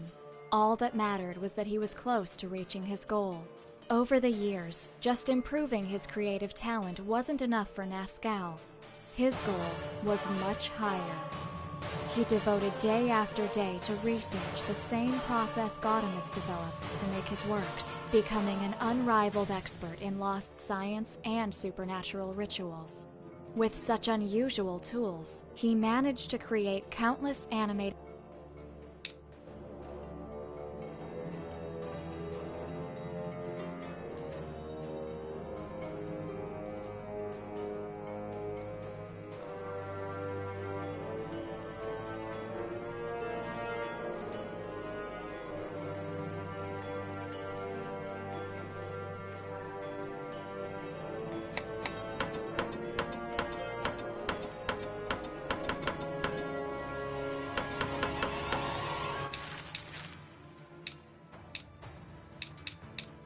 They say, what was a human being? What exactly was he? Nascal didn't know for how long, years perhaps. He had asked the same questions without finding an answer. Was the dead body in the workshop the real Nascal? But if it was, why did it hold the parts needed to complete the project? The puppet master had his body analyzed several times over the years, trying to find something that could help him determine if he was a man or a marionette. Nascal entered the hall where the Council of Brax was taking place. The greatest artists and creators of the world met once every decade under those walls. Different civilizations, even non-human creatures.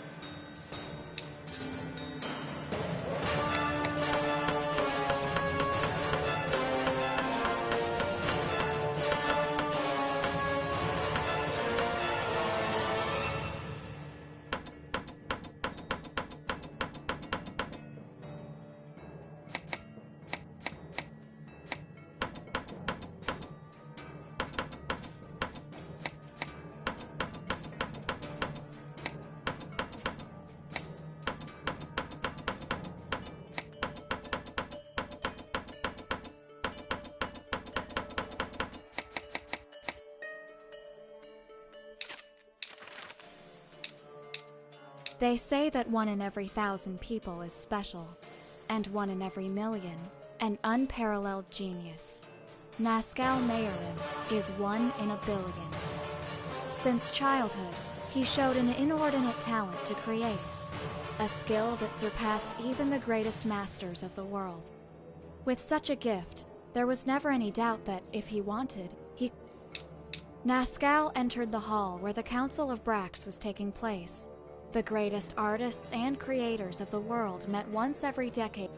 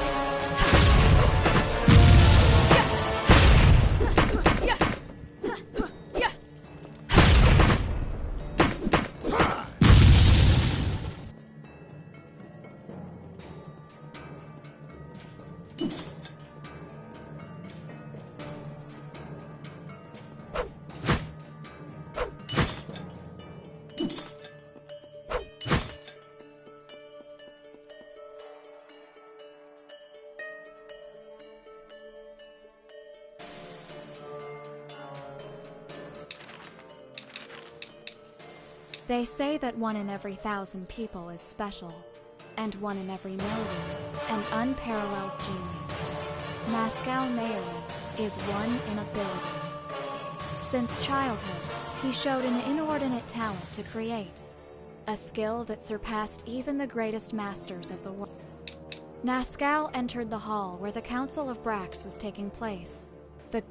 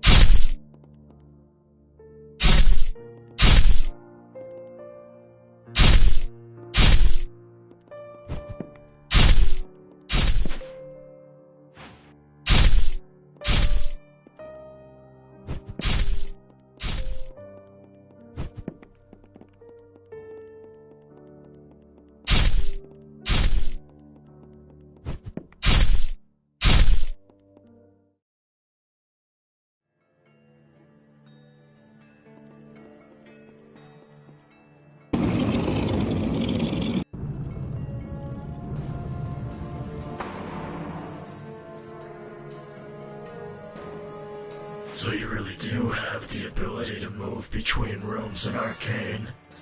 They're definitely different from the rest.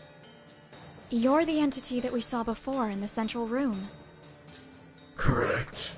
But it would be better if you don't ask silly questions like who I am or what I'm doing here. I can't answer what I don't know. You're different from the other shadows. Because I have awareness of everything around me? You could say that. I've seen more like you. They were locked in a prison. I tried to talk to them, but they were not lucid. Nor will they ever be as long as they're there. For many of them, that's not where they belong. In their correct rooms, they would be more lucid, as you say. So I just need to free them? You can't release them. It would be impossible for you. The tower won't allow it. They're too entrenched in their memories. And you think that some bars will be a huge impediment? Idiot. What imprisons them may seem to be metal bars easy for you to bend and destroy, but I assure you, it's much more than that. Each place is a whole existence by itself. It's the very concept of a prison which contains them. So there's no way? I didn't say that.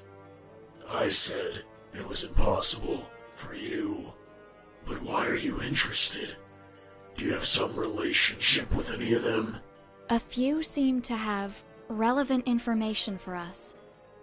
Interesting. I think I'll help you with this. It may be worth contemplating what will happen. Can you do it? Every gate has an exit. Every prison a way out. Just as there are doors, there are also keys in the tower. I can open them. Here's one. It will open any door, but only one. Like I said, there are more in Arcane. You only need to find them. But it would be better if you were both very careful when choosing which prisoners to release. Not all of them tell the truth. Not everyone deserves to be imprisoned. Not everyone deserves to be freed. Choose well. It will bring consequences. And even if you find all the keys, in the end, one door will remain locked. Now go. I'm done talking.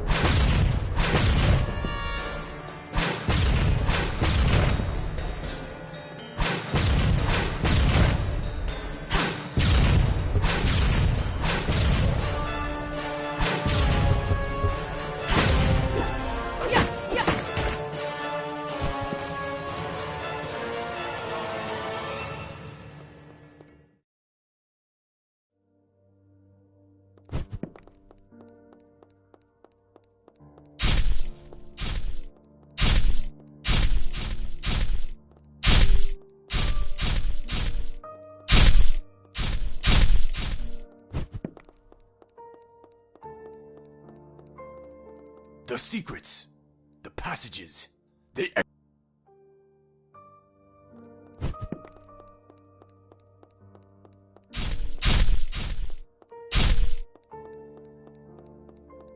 Everything is confusing.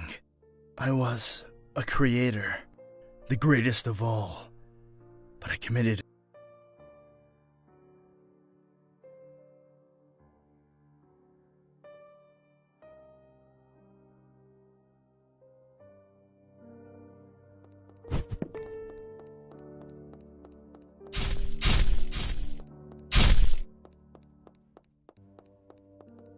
The secret.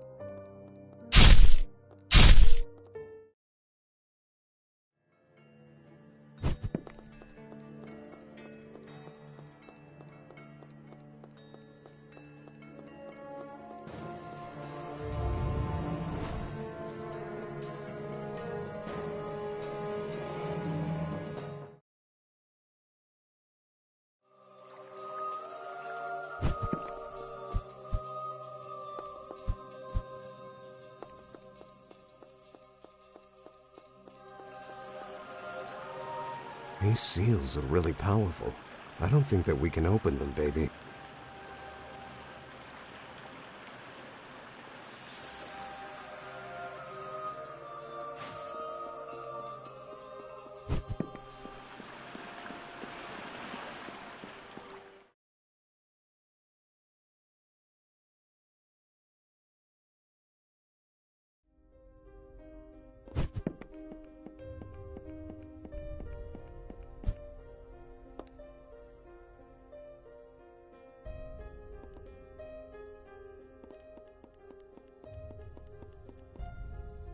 Hi again.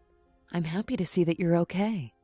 I am trying to manifest myself in other rooms, but it's far more complex than I thought. So far, there's only one thing I'm sure of. Some messengers are already on the upper floors, but we are unable to reach them. This place has its own rules. It's not something as easy as simply jumping over there. There must be some way to open the seals that block the entrance to the second floor.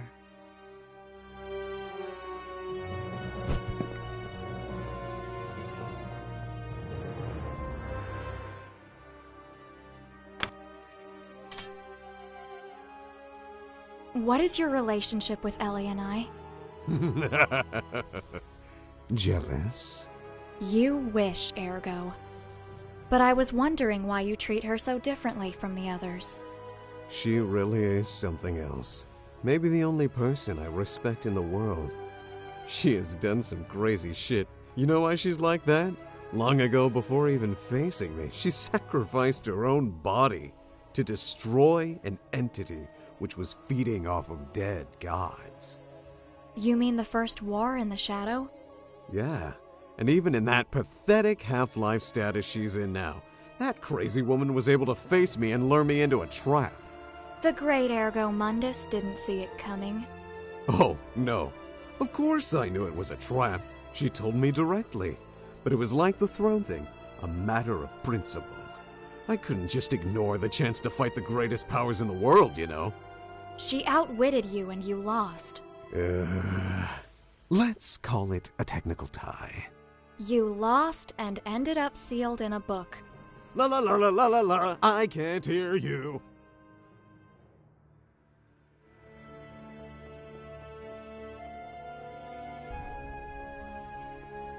The voices, they've stopped. Everything is silent now.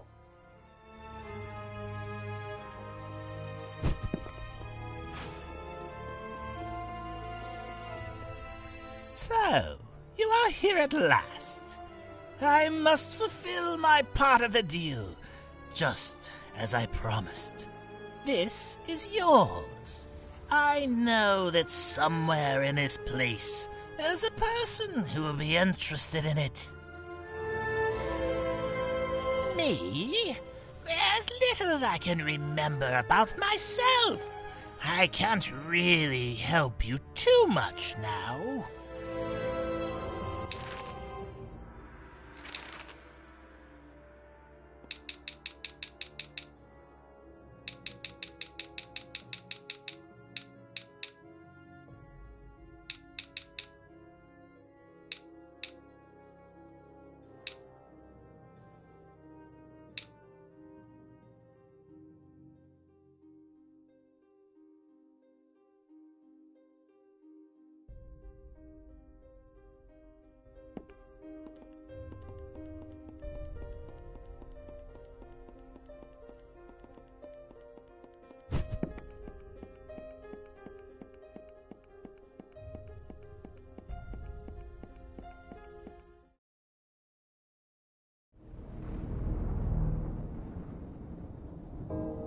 If that thing says something like, "It's dangerous to go alone," I will kill him.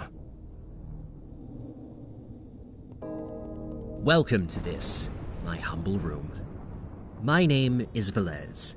It is a pleasure for me to meet such distinguished guests. A monster without fate and a young lady who has lost everything. Calm down, you have nothing to fear. I'm not an enemy. Though I suppose I would not consider myself an ally either. I am neither a memory nor a guest of the tower. You could say I'm a simple intermediary. He speaks the truth, baby. I feel no hostility from him. In fact, I don't feel anything from him at all. I know, but I can't help being uneasy. There's something strangely familiar about him. Velez was your name, right? Excuse me if I was rude. The truth is that it's been a difficult day. Do not worry, my dear. Under the circumstances, it's logical that you're confused. You're not the only one here who feels this way.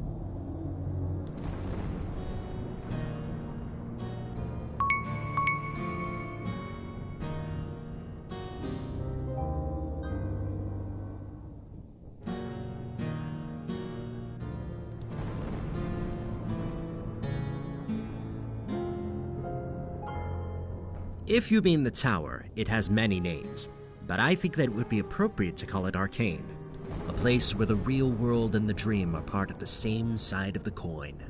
The chamber, as I told you before, is Labyrinthos, my humble home. If you mean the chamber, me?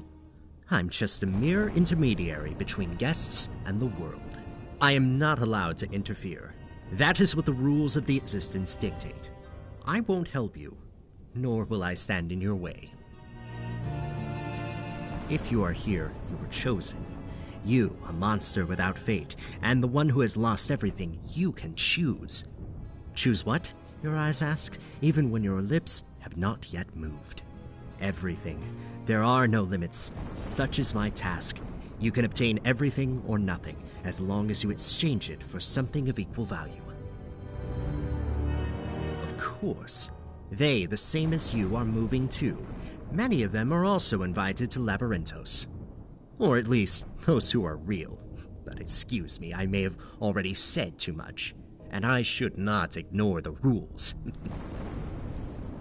I couldn't say. There are rules, and my limits are inside this room. I can only say that this is an old story that is about to end, a tale that is just waiting for all the actors in the play to be placed where they belong. If what you seek is something material, I have for you a long list of artifacts that perhaps you may find interesting. In return, unless you have something more interesting, I'll be happy to use as currency the fragments of existence of those that you have destroyed.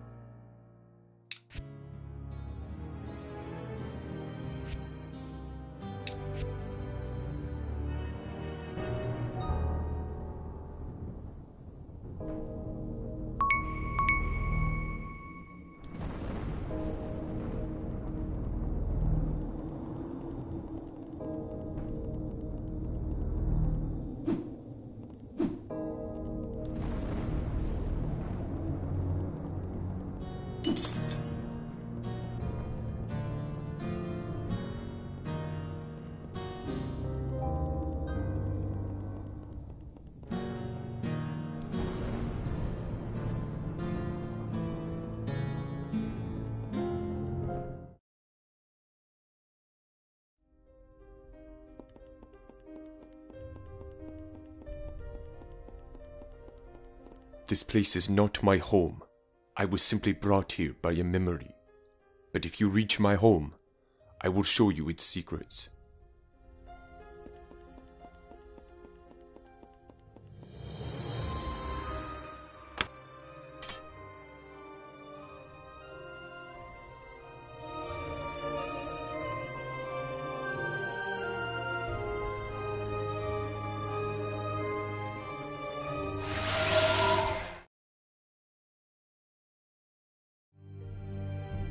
Welcome back, Bearer of Calamities. Inform me of the situation. My lord, everything here is quite chaotic. I still don't understand what's happening inside this place.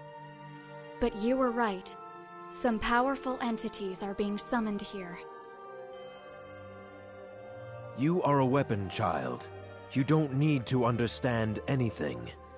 Just destroy them before the omens can be fulfilled. The world is at stake. Yes, my lord. I have already begun. If nothing else, one of them is destroyed. Romy, could you give us a little more information on what's happening outside? Not to mention about this whole damn prophecy thing. Ergo Mundus, don't talk directly to me ever again. Your power may be necessary, but I don't need to discuss anything with you. Oh, do you have a problem with me? Problem? Your mere existence is a problem, creature. Tame your beast, bearer of calamities. It is a necessary evil, but not one I must tolerate. Shut up, Ergo Mundus. That's an order. My apologies, my lord.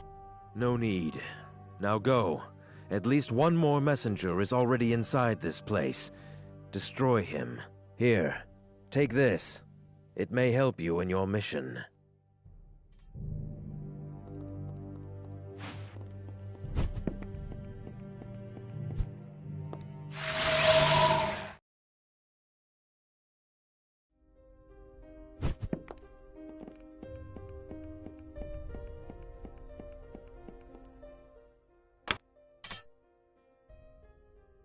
Do you hate Romeo Exet? It's not hate. I mean, that guy is freaking powerful himself. Probably the most powerful human being I've met since Elenai, and I respect that. But there is something in him that I despise. That attitude. He behaves as if he is some kind of savior who can't ever be wrong. Too similar to you? I'm not human, baby. I am what I am. But that guy, I told you, there's something in him that I can't stand. But what about you? It looks like you are his biggest fan. He and Lady were the only ones who treated me like a normal girl. He has no qualms calling me his weapon, his instrument, but he was nice to me. That's just because he's not afraid of me. It's another way to prove that he's better than everyone else. Oh, someday, I wish I could have a chance to kick his ass. That is something that's not gonna happen. A book can dream.